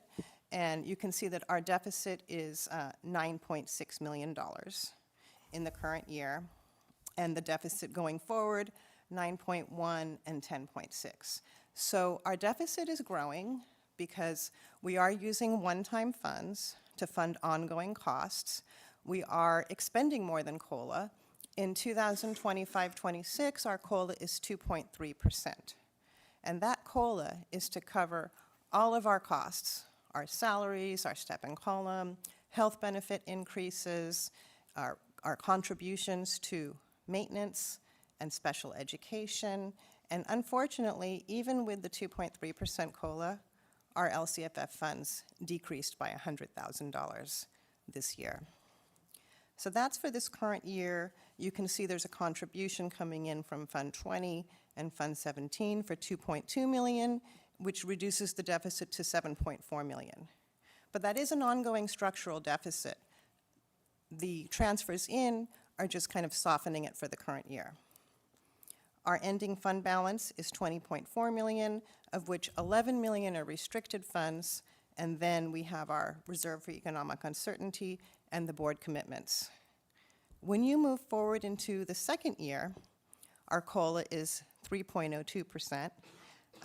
That's the governor's proposal. Right now, the legislative analyst has been analyzing that. The COLA could be as low as 2.5% in the second year, and then the third year, 3.42%. So looking at all 3 years, we are deficit spending. We are using our reserves, and I do have some charts on the next page that kind of show, visualize that. So on this page, the blue is Fund 1, and then the middle column is Fund 17 and Fund 20. So we have now started dipping into Fund 20 to cover some of our deficit spending. And you can see the balances across the years for each of those years. And then I added the fourth year in there. So these are in the millions. There is another chart here. So you can see just Fund 1 and Fund 17, the Special Reserve Fund. So we are meeting our 3% reserve for economic uncertainties, but we are transferring in funds from our savings from Fund 17 and Fund 20. I did forget to mention on the last page, Fund 17 is going to be depleted as you move through the years. And one of the things we did in the multi-year to kind of maintain the balance in Fund 17, because it's being used for health and welfare, we started using Fund 20. And that enabled us to maintain the balance in Fund 17 through 27-28. So that $1 million health and welfare contribution from Fund 17 to Fund 1 will continue through 27-28 to maintain those health benefits. So again, our first interim budget certification that the board president and the superintendent are asked to sign. It is a district self-certifying as positive. We will meet our financial obligations. One of the things to look at is the state has criteria and standards. It's 31 pages long, but the form that we'll be signing tonight is a summary of those standards. And what they indicate are items that might indicate areas of potential concern. So I listed those items here: declining enrollment, our LCFF revenues, which decreased this year. Even though we had a COLA, our revenues have decreased. Deficit spending, which we are addressing. We have convened the Superintendent Budget and Advisory Committee, and they are working hard to review our budget and make recommendations. We do have increases in contributions from unrestricted funds. We do have unsettled labor agreements. That's also an indicator of potential concern. Another area is if you have current or subsequent salary settlements that exceed the state-funded COLA. For example, last year, we had a COLA of 1.07%, and we worked really hard with our partners to be able to put 3% on the salary schedule. So, we do value our colleagues. We will continue to bargain fair and fair wages and benefits in a way that is also fiscally responsible. So we are recommending tonight that we self-certify as positive. And then there is more on the other funds. These are just summaries of our other funds. Let's see what to highlight on this. Deferred maintenance, there is no funding for deferred maintenance. So again, we have to be able to fund that with our LCFF funds. And then our special reserve fund is Fund 17. We are transferring those costs to cover the health benefits and textbooks. And then on this page, the developer fee, we did have a large increase this year because of the development over in the Westlake area. That one development generated $620,000. Now, these funds are restricted, but they can still help our district because we can use those funds to improve the schools in the areas of enrollment growth from the development of the project. And then Eastmore Heights, we are generating funds for Eastmore Heights. We're also looking at reserving some funds for property repairs and improvements. Those will become unrestricted funds that can also be utilized, just keeping in mind that the amount we generate each year is about the same. So if we use those funds for ongoing purposes, it'll be just one time, because then we will no longer have ongoing funds in that account. And then lastly, the foundation, the Kids First Foundation, which we talked about earlier. So that's pretty much the presentation. Our next steps are, we really want to work hard on employee compensation, working with our labor partners to settle negotiations for this fiscal year. We are planning our budget for 26-27. The governor's budget will come out in January, and we will use that information to update our budget for second interim and then start preparing the budget for the next fiscal year. Thank you. I'm happy to answer any questions that you might have or comments, feedback. Thank you, Assistant Superintendent Peterson. All right, we will now go to comments and questions from the board. And oh no, I forgot what side I started on. I believe I will start on my right. Yeah, thank you for the presentation, Ms. Peterson. These are difficult to see that, some of the threats presented in this report, that we are deficit spending and, fund balance is going down, but it is vitally important that we have clear information, and you've delivered that to us, so I really do thank you for that. I had one question regarding transfers from Fund 17. Just trying to find the slide. It went up significantly in the third year, and I was wondering how you accounted for that. On slide 13, the transfers in from reserves. So we've got about a little over 2 million in the next 2 years, and then 6.8 million. It's the one with red, green, then yellow lines highlighted in the middle. Yeah, This one? I know you can't see it, so I can see on his I screen. could put my glasses on. No, sorry, not that one. It's green or red, green, then yellow in the middle of it. Slide 13. I don't think it's is it numbered. I don't think it's numbered the same. Must be. It's the total general fund There, multi-year that one. summary. Yeah. Here we go. Yeah. Yep. Okay, I'm sorry. So in the third year, Yeah, in 27-28, where is the 6.8 million, the transfer from reserve coming from? How do you, where is the need or the, funding coming from to make that transfer? so it's coming from our savings account, and so the need is because in the third row, our deficit is growing, and so we are continually transferring funds. And when we get to the multi-year, our one-time funds are sunsetting. Any one-time funds that we've been using have sunset, which requires a greater transfer from the other funds. And so that transfer is coming from Fund 17 and Fund 20, mostly from Fund 20 in that third year, to cover the ongoing structural deficit. Oh. That is for your presentation. We're asking questions, so that's separate. Okay. You can ignore that. So am I not timer. answering your question? I want to hear it again. And I guess I'm just confused, I think it's- the row before the deficit after transfers in, we're, accepting a $7 million deficit in the first 2 years, but then a 3.8 million in the third year. So I guess I am wondering why so much more would need to be transferred. I realize this is in the third year and things could completely change by then, but I was just curious about that.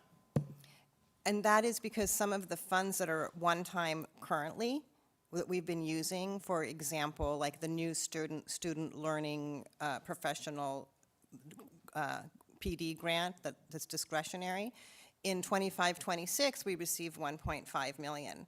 We use some of those funds in 25-26, and when you look at our ending fund balance slide here, which I just passed, you can see that it's resource 7085, learning no, that's not the one, it's down, where is the one-time one, the one, I'm looking for it. Oh, it's up on top, 6019, student support and professional development discretionary block grant. We received 1.5 million. we spend a portion of that in 25, 26, and then we spend some of that in 26, 27. So going back to your question, in 26, 27, we're still using one-time funds. We have some carryover funds and some one-time funds we're using, which is making the deficit look less because we're using those funds. And then in 27, 28, we have no more one-time funds to use, and we're just, the budget is based on our estimated revenues and estimated expenditures, and we're making a bigger transfer in to cover the deficit. Does that make sense?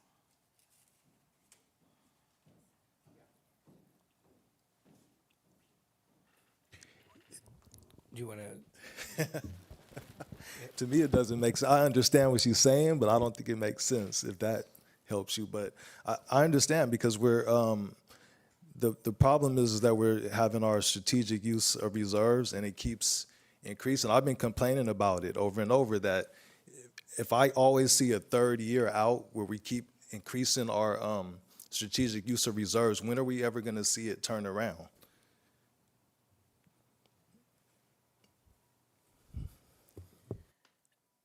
I'm in the same boat as you. I actually was going to ask about the one-time funds, and so to be clear, can we go back to the restricted ending fund balance slide? Sorry, go back to this one. So you were speaking specifically about student support and professional development. That was as of what is it, 28, 29? Was that the year that we said we would, 27, 28, that we wouldn't have any more? Is it specific to just student support, or both child nutrition as well as classified? Like we've expended all our child nutrition and classified still included in. Those are small amounts, but yes, those will be expended. Okay. In addition, the Medi-Cal reimbursements, I didn't highlight it as one time because we do receive funds every year. Okay. It's a different amount every year, but that's the current balance. That's not what we receive every year. We receive about $150,000 a year. So those funds will also be expended. And do we have an idea of additional one-time funds or additional items we could do? Because I think the issue continues to be, how are we replenishing our reserves? And right now, it seems like there is no replenishment of the reserves. It's constantly pulling from. Is that accurate? That's very accurate. Okay. We received a lot of one-time funds in COVID, during COVID, and after COVID. And a lot of those funds were put in Fund 20 and used to continually add to Fund 17. So you're adding to Fund 17 while you're taking in out for the health and welfare.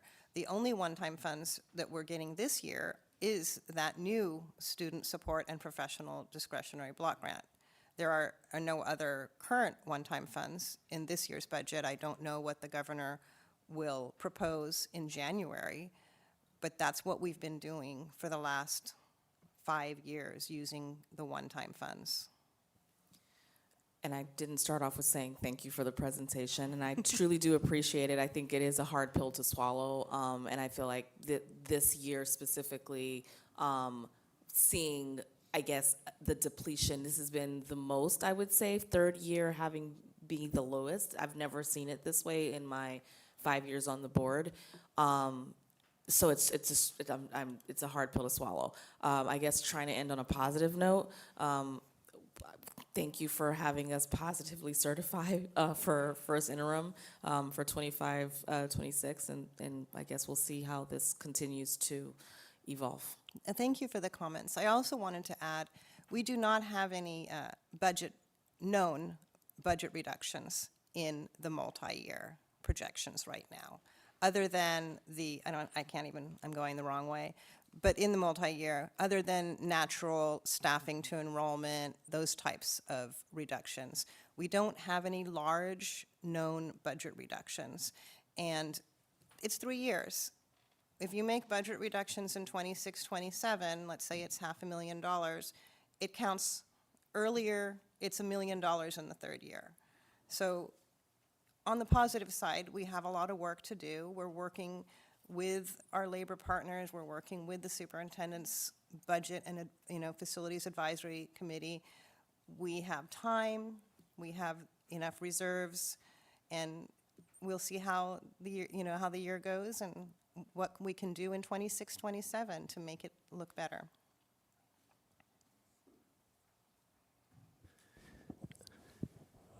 Well, first of all, we appreciate your service as our, executive in the financial department, and I appreciate the fact that we are able to file that we're certified positive. But they might have different standards than I do in the county to accept positive when we always have multiple years of strategic use of reserves. But I still appreciate that, you did your job and we're in there.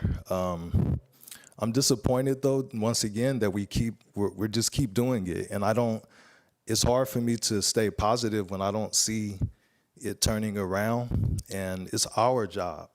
We're the fiduciaries. We're the ones who are responsible. So that's why I feel this way. And it's not even my money. This is the taxpayers' money, So that's to us. It's not to our executive. And then thirdly, could you please go back to the slide where you were talking about, what some things that are being done for the teachers that is not supported by the state. Basically, the COLA that we're getting from the state does not match. Okay, there you are. So are there any other current settlements that are exceeding the state funded? We're currently in the midst of bargaining for this current fiscal year, and we have a 2.3% COLA this year. Okay, so that's the only thing that you can mention? It's tough. 2.3% is not a lot, and we're trying to fund increases in the costs, special education, and all of our other costs, and step and column. We want to work with our labor partners, but it's hard. 2.3%, and our revenues are still decreasing because we're funded by attendance, and our unduplicated numbers went down. So that's why we're deficit spending. Right. So a lot of these things are out of your control, and we have a lot of work to do to try to figure out how to turn this around, if that's what we want to do, or if we want to just, keep on going deeper and deeper into debt. That's a strategy as well. But I just have one question for you, which is what is your main strategy or goal for the next year? For the next year, in developing the 26-27 budget, is to really look at what can we do internally if we have ways of reducing costs, or some revenue strategies as well. One of the things I'm working on right now is there's a tenant planning to move out at Colma, and we've already met with a prospective new tenant, and we're increasing the rent to the rate we established last year. So there's things like that Bill and I worked on that, and there's things we can do. They're not a lot, they're not big things, but they could add up, in the long run. So we're going to work on those things in developing the 26-27 budget, and really working with the labor partners. I know San Mateo County is a very high cost county, and it's tough, but working together so that we can get to a settlement this year so that we can move on to next year, and just kind of all work together and see how can we develop a more fiscal solvent budget going forward. Okay, it's going to take time. I agree. Thank you. Thank you for the presentation. I feel like budget is one of the hardest things to look at, grasp, and then to see it in, lots of numbers and charts. So I appreciate that. And I also appreciate the level of descriptions that you put in telling us what these things are, because learning still don't know. But I think my takeaway from that is understanding that one-time budgets are one time, and it's hard to budget accordingly year after year, knowing that what was afforded previously just can't. And it's not because we don't want it to. It ends up being what can we do with what we have and having an understanding of that.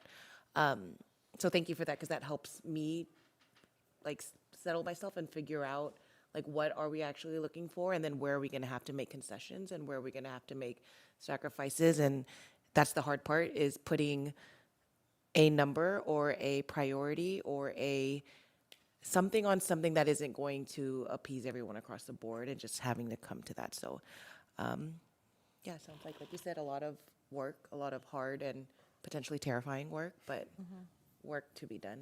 So, and thank you. That was a really good presentation, because it made it make sense in my head. Well, thank you. All right, so I'll start with my question. I have two questions, but I'll only ask one. What happens when we do not meet our financial obligations, or we are neutral/negative spending? Okay, that's a great question. So the next, we're positive. The next one would be qualified, which means we may or may not meet our obligations for either this year or 2 years out. And so when you file a qualified report, the county works with you. I have filed a qualified report in the past. And so you basically are appointed a financial advisor from the county, and they help you work through your budget, all of your budget reports, and make suggestions. There's no binding suggestions at that point. They're just there to support you. And you need to work really hard at that point to make budget reductions as soon as possible, because you are running out of time. The next step would be the negative certification, which means you're either negative cash flow this year, or the second year, or you're in the third year. At that point, you are under county oversight, and the county comes in, and it's not just really a financial advisor working with you. They start monitoring what you're doing and reviewing what you're doing. And negative is also at the level where the state comes in. And the state can come in and basically, Sandy and I would no longer be here. They would be they would be making the decisions for the district. That's a very summarized version. Which are for our community members that aren't aware, this is happening throughout the state. There are districts that are reporting negative and that are under the state's control. So, and that's not where we want to be. So, And just to add, it would not just be the superintendent and the business office. It would also be, the board has no decision-making power.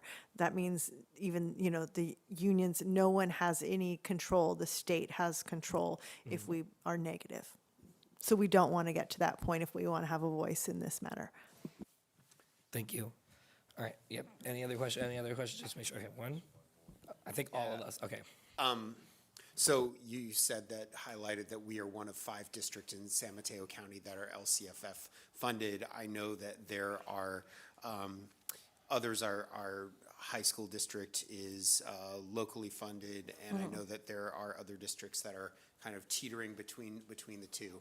My understanding is that we are far away from being shifting that balance and being locally funded, but perhaps this is a request for future information. I'm just wondering how far away we are from being able to have that status. Yeah, that's one thing that we can look at. It's really complicated when what some districts are flipping in and out, because there's a property tax base in San Mateo County, and there's a supplemental property tax base.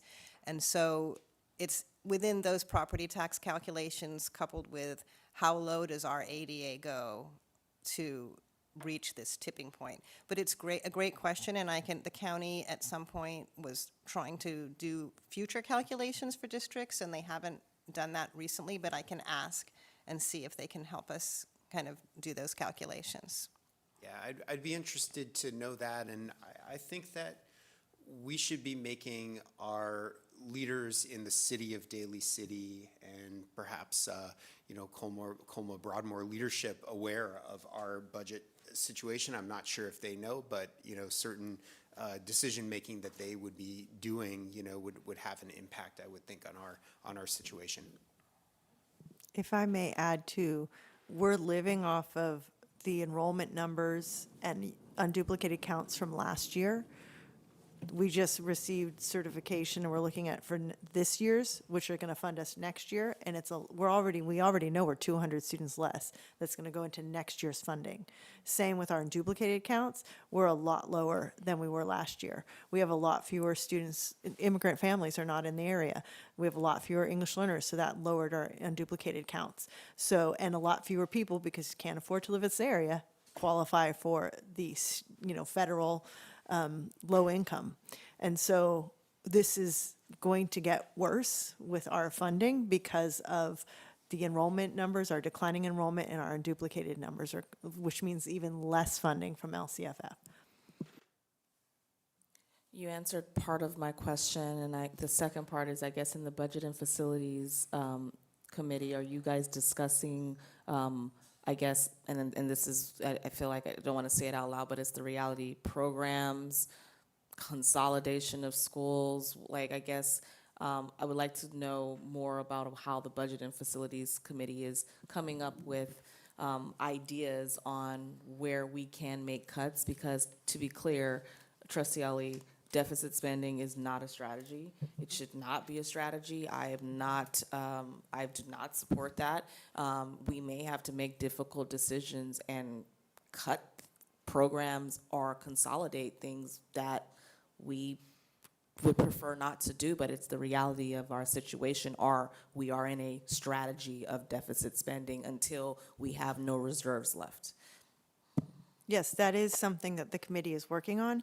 And on our January 31st governance workshop, Lynette Hodson, who is from School Services of California, who is facilitating the Budget and Facilities Advisory Committee, she will be facilitating that governance workshop. And part of that governance workshop is to go over what the committee has done so far, and that will include the January meeting that will have happened by then. So you will have an update on that. My question is kind of a combination of what Trustee Rashba brought up and President Sujisaka. I was used to Fund 17, and now we have Fund 20 covering for what Fund 17 is not going to cover for anymore. So what do we do after Fund 20 is depleted? That is not typical, and really Fund 20 is meant to be for retiree benefits. And the reason there is a balance in that fund is because of what's happened in the country with some companies going bankrupt and not being able to pay their retiree benefits. We are supposed to have enough money in that fund to pay for our retiree benefits, and there's an actuary who determines what that amount is, and it's like $19 million, 19 million. So it's not typical to be using those funds. Those funds really are meant for retirees. So it's a very good question. There is not any other reserve after Fund 20. And by then, we should have some budget reductions. Hopefully, we'll have some next year and the year after, but there is no other fund after Fund 20. Okay, thanks for that clarification. And then I bet you kind of already answered my other question, but I'm still going to ask it anyway. What happens when we run out of reserves? Well, there we go to our budget certification. So we would need to really look at, are we going to file a qualified budget? Because we're self-certifying right now. The county's going to review it, and they're going to agree or disagree. So we need to look carefully at what are we going to certify when we have no additional reserves. Got it. All right. Yeah, go ahead. One more question. So that leads me to just say that I'm glad we do have the reserves, and we have been doing that for a long time. However, our cash flow, like we spend about, it seems like now $6 million a month.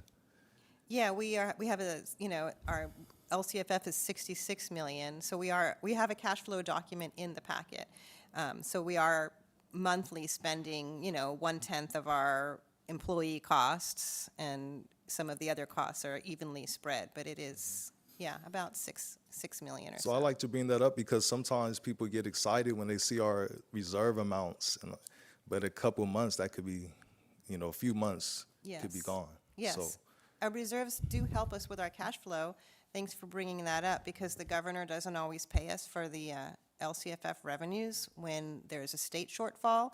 And so we did have what's called a deferral last June. And so we didn't receive our funds from June, but because we have enough cash within all our funds, we were fine with our cash flow. Because another area is if your cash goes negative in any of the months is also a fiscal indicator that you don't have enough cash to pay your bills. Thank you. All right, are there any more questions or comments from the board? All right, thank you, Assistant Superintendent Peterson. We understand that this is a really difficult thing to discuss and to bring to the board. Again, you know I'm usually joking. We're happy we're positive certified and we have to take action on it, but that's thank you. Thank you for your All right, so this is an action item, so we do need to approve the filing of financial condition and approve the revision of adopted budget to correspond with the projected year totals. Let's start with item 10A-B, which is approving the filing for certification of the financial condition. We can just do it all in one. Oh, okay, we can do it all in one? Let's do it all in one then. Motion to approve A, B, C. Second. All right, there's a motion and a second. All those in favor say aye. Aye. All opposed? Motion passes unanimously. All right. Item 10B, resolution number 251210A, a resolution approving the forms of purchase contract and preliminary official statement in connection with Jefferson Elementary School District, San Mateo County 2026 general obligation refunding bonds. And the administration recommends approval of the resolution number 251210A, a resolution approving the forms of purchase contract and preliminary official statement in connection with Jefferson Elementary School District, San Mateo County, California, 2026 general obligation refunding bonds. Yes, so some good news for our community is they have been really supportive of our bonds to improve our access control and our fencing and all of the improvement work at our facilities. And so this is a way to save taxpayer dollars, so they won't have to pay as much in the bonds when they're paying them out. This resolution was actually approved last October, but then with the election of the federal government and everything, the interest rates changed and it wasn't a good time to actually refi. So now is a good time, and we're actually going to save our taxpayer dollars even more money. And so we are recommending to approve this resolution so that we can go through the process of refinancing to save taxpayer dollars. Thank you. All right, this is a resolution. If there are any comments or questions, otherwise I'll entertain a motion. I move that we, go ahead. Go ahead, Mr. Rashba, or Vice I was President Rashba. going to move to approve the refinancing. There's a motion. Do I have a second? Second. There's a motion and a second. This is a roll call vote. Ms. Kovare? Mr. Rashba? Aye. Ms. Jordan? Aye. Mr. Ali? Aye. Ms. Policarpio? Aye. Mr. Sujisaka? Aye. The motion passes unanimously. Thank you, Ms. Kovare. All right, 11A, governing board meetings, dates, and governance calendar for the 2026. The board will approve proposed board meeting dates and governance calendar for 2026. Remember, we were shared with this last meeting, so hopefully you all had a chance to go home and look at your calendars. If there are any comments or questions, otherwise I'll entertain a motion. I move that we approve the calendar for 2026. Second. There's a motion and a second. All those in favor say aye. Aye. All those opposed? Motion passes unanimously. All right, item 11B, Contracted Services, School Services of California. The administration recommends acceptance of a contract in the amount not to exceed $4,000 with School Services of California to provide facilitation services for the January 31st, 2026 governance workshop. If there are any comments or questions, otherwise I'll entertain a motion.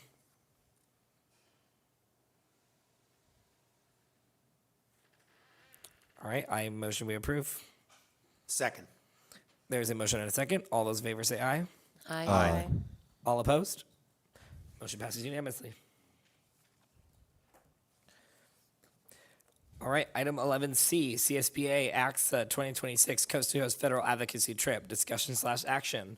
The board will discuss sending board members to attend the CSBA AXA Coast to Coast Federal Advocacy Trip, April 13th through 15th, 2026. So this is something that we don't actually have to decide tonight, so we can table it if you want to. I just wanted to get an idea for budgeting purposes, what if the board wants to send members. It is important to advocate. I actually believe it's more important to advocate at the state level because that's where most of our funding comes. And there is a virtual legislative action week on March 17th through 19th, which means that you would be assigned a time when our legislators are available for a virtual conversation. So it's not those whole 3 days, you would be given a time. I think that's the more important one, and that one is actually totally free because it's virtual. But then this one is to send, a few members to go advocate for federal funding. And as you know, our federal dollars aren't as big as our state dollars for our district funding, but it is important because special education does come out of federal dollars, and that's where we've been having lots of resolutions. So I do think it is very important to advocate, but I also want to be mindful of costs, as we just saw the budget as well. This is, in the grand scheme, it's not the largest cost, but I just want to be mindful, but I do think it is important to advocate. So I just wanted to see if you wanted to have this discussion either tonight and take action on how many members to send, or that is something we can table and discuss and bring back in another session, or discuss and bring back as well. So I'll leave it up to you. Thank you, Superintendent Mikulik. All right, well, do we want to get a gauge of how many of us are even interested in going this year? That I think might be a good first step to think about. I would like to recommend that we table this item and talk about it at a later time.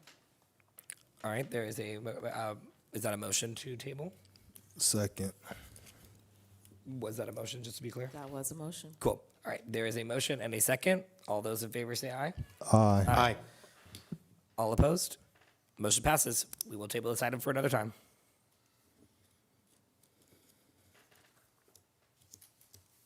All right, item 12A, Board Policy / Administrative Regulations, September 2025 CSBA Board Policy Updates, second reading. The board will review and revise board policy / administrative regulations / board bylaws from September 2025 CSBA board policy updates as stated in a second reading. Are there any comments or questions on it? Otherwise, I'll entertain a motion.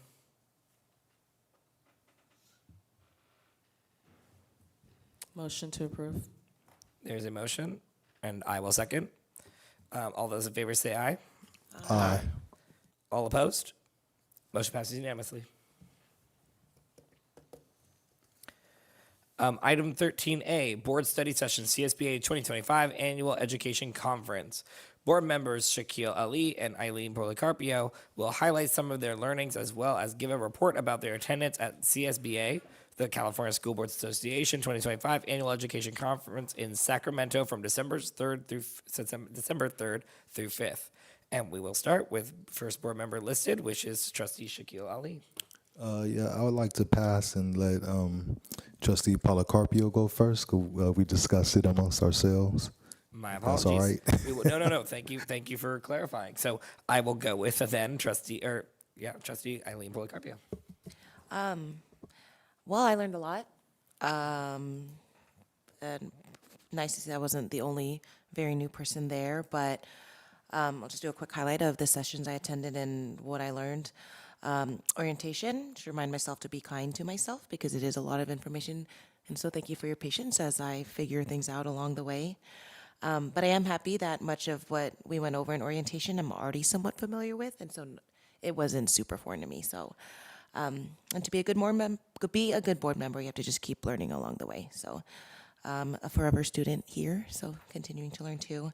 I actually attended a handful of financial sessions, so right on time for Assistant Superintendent Peterson's presentation. I do know what LCFF is, I do know what community funded, and so a lot of the questions that I potentially might have had or bombarded you with, I didn't have to because I learned a lot about where funding comes from, and I think that's part of something that I just didn't understand, that it comes from many different areas.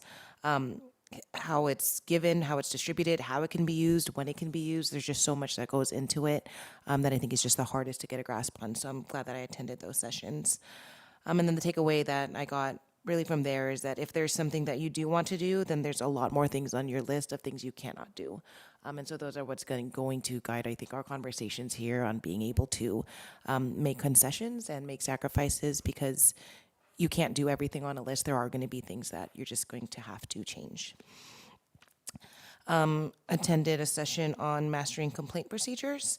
Didn't know what I was expecting out of that, but I do know that timelines are very strict, and so you have to be able to move quickly. Conversations need to be said because the law doesn't necessarily move because we're sitting on conversation, so continue to move quickly. Hot topics continue to change because the law is always changing. So while we are going to consult the law, they always say to also use common sense. Things are going to change. We've just learned very quickly, and especially when they're changing administrations, like things just can change from one year just to the next. Learned a lot about partnerships and local partnerships for supporting students and communities, and that might be something that comes into play as we face deficit spending and how we can come together as a community. I learned what braid funding was, which was pulling a bunch of strings together to be able to put something together. And so rather than just, pulling from one place, you grab a bunch, you braid it together, and it becomes a bit stronger. And they learned in the leadership session that high EQ is obviously as important as high IQ, and that we all must allow space for all sides to express positions and then make collective decisions, which I think was very much seen today. We allowed a lot of space for people to have and express their positions, and then we're all just going to have to make collective decisions together. And all of that, at the end of the day, what came out of all of my learnings is we're working towards the betterment of one group. We're all here to put the children first, and I think my favorite takeaway is when they were referred to as children rather than students or a group, because it reminds me that they're individual humans that need love, they need guidance, they need support. They deserve every opportunity to have in front of them because they didn't ask to be here, but they are here.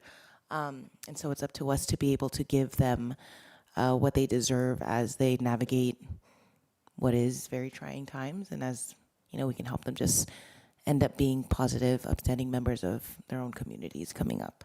So that is what I learned.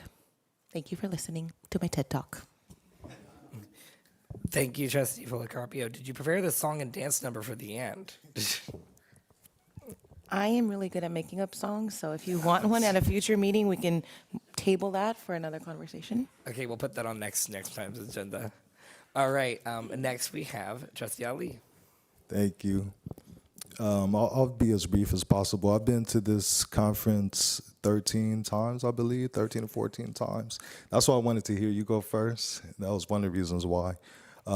But I did make some individual goals for this conference for myself to keep myself engaged. So my main goals for attending were to get more insights on governance and how to work together as a team with our superintendent, to find out a little bit more what people are talking about in terms of equity, teacher retention, and leadership. And of course, as usual, to go network with other education leaders and board members. So I'll just go straight to my highlights, because that's what it says. We're supposed to just highlight some of our learnings. So I went to something that they have put on us now. I guess it's every other year we have to go to ethics training, which is actually good. And so I'll just summarize for all of you real quickly what that was all about. So there was 4 modules. This was a pre-conference, so the day before most people got in. The first module was on bribery, conflict of interest, and campaign contribution laws. I don't know if any of you watch the news or YouTube, but it seems like every day or every other day, there's a new person that's in the news for some type of scandal of mismanaging money, having lots of conflicts of interest, not knowing their campaign contribution laws. It even goes to a good friend of mine, Rob Bonta. He's in the news right now about the way some of his campaign funds were spent. So this is actually very important. Module 2 is about claiming prerequisites of office perks. So, people have this idea about all elected officials. Some of us are politicians, but some of us are just elected officials. We work for all of you, and we have to be careful about any type of perks we might be offered or receive by being in office. Then Module 3 was about government transparency laws, which you've all heard many times, the Brown Act, right? So, and the main thing about the Brown Act is not so much about what we can't do, is what we're supposed to do in public. The public is supposed to know if we're meeting and have a chance to know what we're meeting about and make comments about it. And if we're doing those things behind the scenes or behind closed doors, they don't have a chance to do it. And then the fourth was fair process. So I think the best thing for me is just to choose one area and go into a little bit of detail about it. So the part that caught my eye the most was about the Political Reform Act for conflict of interest. Because of, like I said, all these different scams, I mean, not scams, but scandals that are coming out, and people, claiming that they don't know, that they weren't sure, they thought they were following the rules. So there's something called material effect on financial interest.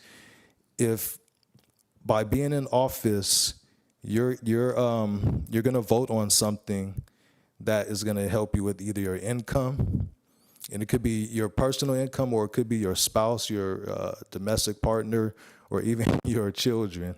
If they're gonna benefit through income, you may have a conflict of interest. If your business is gonna benefit just by you being in office and you're voting on something that's gonna potentially help your business, that's a conflict.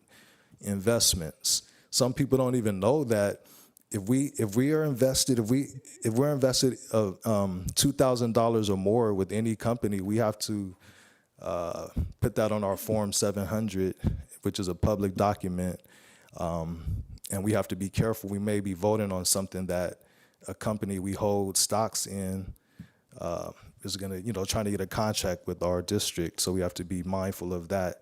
My recommendation is don't own more than $2,000 worth of stock in each company, right? Diversify.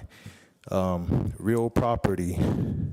Everybody's, always talking about housing this, housing that, and I know a lot of realtors, and so we have to be careful.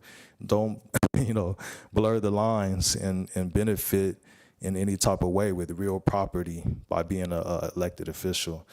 Personal finance, and even gifts. We have to be so careful that I was so glad that some of our vendors and contractors got together and did some of the receptions together for us down in up in Sacramento. Because we have to be careful. If you accept a certain amount of money, you have to report that. And they went into detail with some of these situations, and we had scenarios where they would read a situation and we all had to decide, is that a conflict or not? So that was it. So I think the other thing that I wanted to mention, and we alluded to it a little bit tonight in other conversations, was that they did have the, gubernatorial candidates, and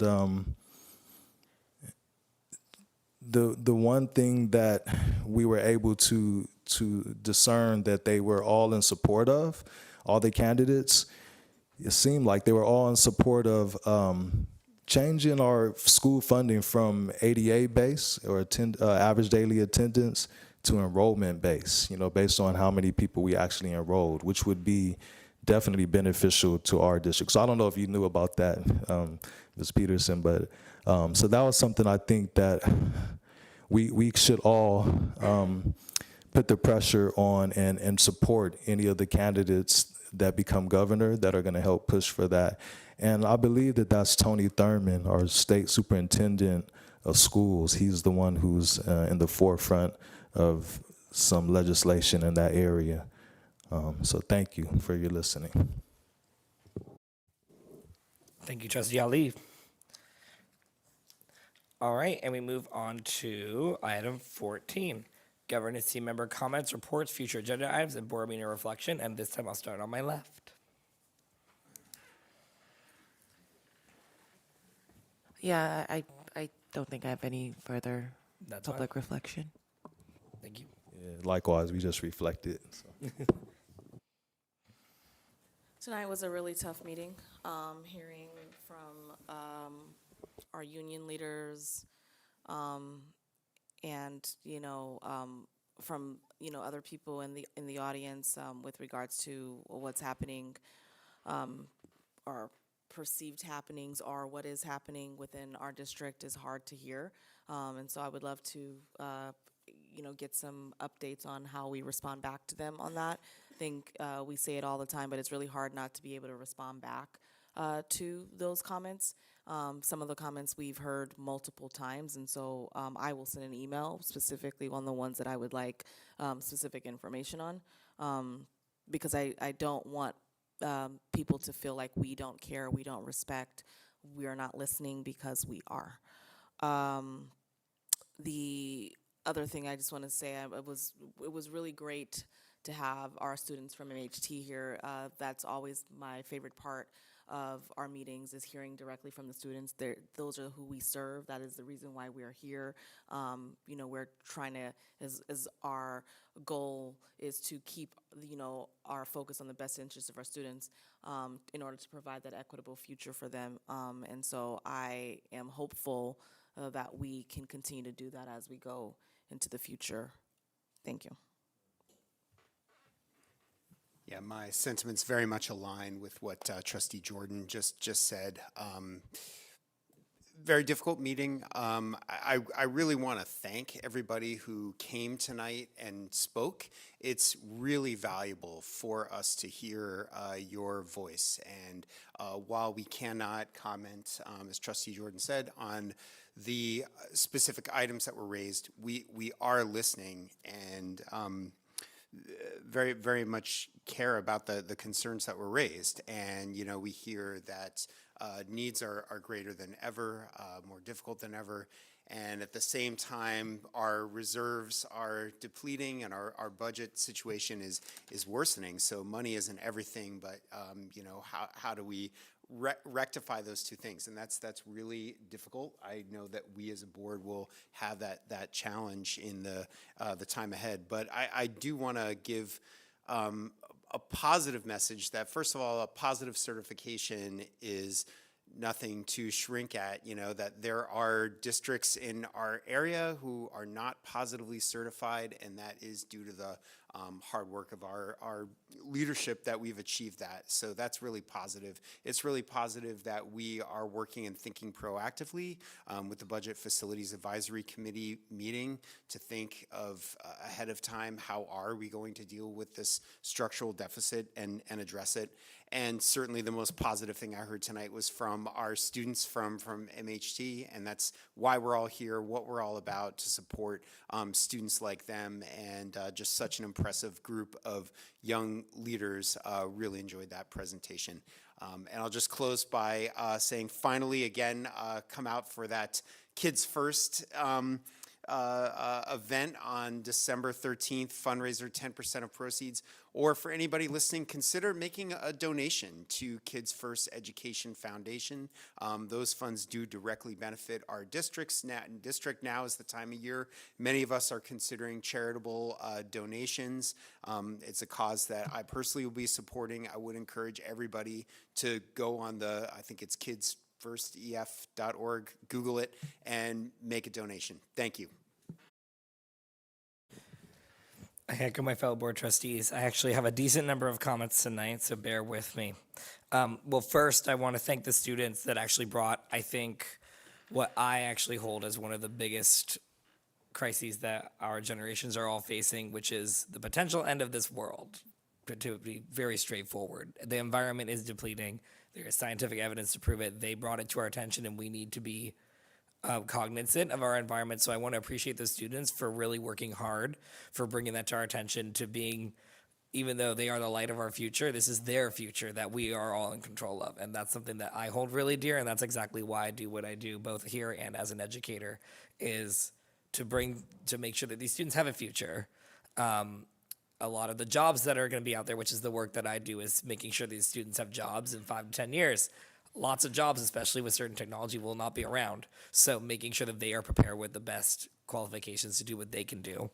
To move on to my next topic, because I have a few, I want to echo what Trustee Jordan said about her comments for public comment. So we cannot, of course, we cannot respond. I want to also reiterate that I do not like stopping people in the middle of their comments. That is a very uncomfortable thing to do, especially regardless of what they're saying. We do have to do that just for equality of voice. You know, everyone has the same amount of time to give that statement. So I just want to put that out there. Specifically around the financial reports, this is all public information. Share if you want to share the video. I have one of my friends who's going to training to be a CBO who I want to share this video with to see these kind of discussions that will be had, that have to be had with districts, especially in today's world. These are discussions that are not going to stop, and we need to be on top of them and get ahead of them. That's the best that we can do because we can't predict the future. I want to also echo what Trustee Ali said about the ethics training. We're lucky that we are in a state that emphasizes ethics training, where we are trained and hopefully will not continue to make mistakes where, you know, ethics are being crossed. Because that's one of the things that's why we do what we do. And I really appreciate this board. We are so student focused in exactly what that one says. We constantly make decisions that are for that. And we constantly say everything we say has to do with that. Every event that we advertise has to do with what is best for our students. So I just want to say, yes, thank you for ethics training. And I believe we do a really good job here of holding each other accountable and making sure that we are all keeping each other in check. And I appreciate you all for helping keep me in check. And then lastly, I want to appreciate all of us, all of you all, I guess I should say, for the deliberation of president. I respect that. I'm honored to be serving a second year. I also want to say that JESD is one of the very few boards who I see, and this is before even my time on the board, where we take risks. We do things a little differently than other boards. And that's one of the things I think I value most about this board is we're not afraid to say, oh, well, this has always been, no, we need to do it this way. No, we don't. And actually, we don't say that. I should have said that. We don't say, oh, well, this is the way we've always done it. Let's just do it the same way. We're willing to make those challenges and, you know, take those risks, especially, I mean, we're getting an award for our ethics studies program, and that was a pretty big risk. I know Trustee Ali was on the board. I don't know how many of us were on the board at that time, but that was my final comment. And just I wanted to say that we're pioneers for a lot of the work that we do. So hopefully we can be pioneers in the future and continue doing the great work that we do. So thank you for dealing with my 5 comments. All right, and then if there are no others, we move on to item 15, persons wishing to address the board on closed session items. Ms. Covray, are there any speaker cards? All right. This portion of the agenda is available for individuals to comment on or address the board on an item addressed in closed session. The maximum time for any speaker is usually 2 minutes. And we will close that public comment at 9:24 p.m. All right, and since there are no action will be taking place in closed session, there will be no report out after closed session. We will take a 5-minute recess starting right now at 9:24. Please convene in the boardroom or the back room at 9:29.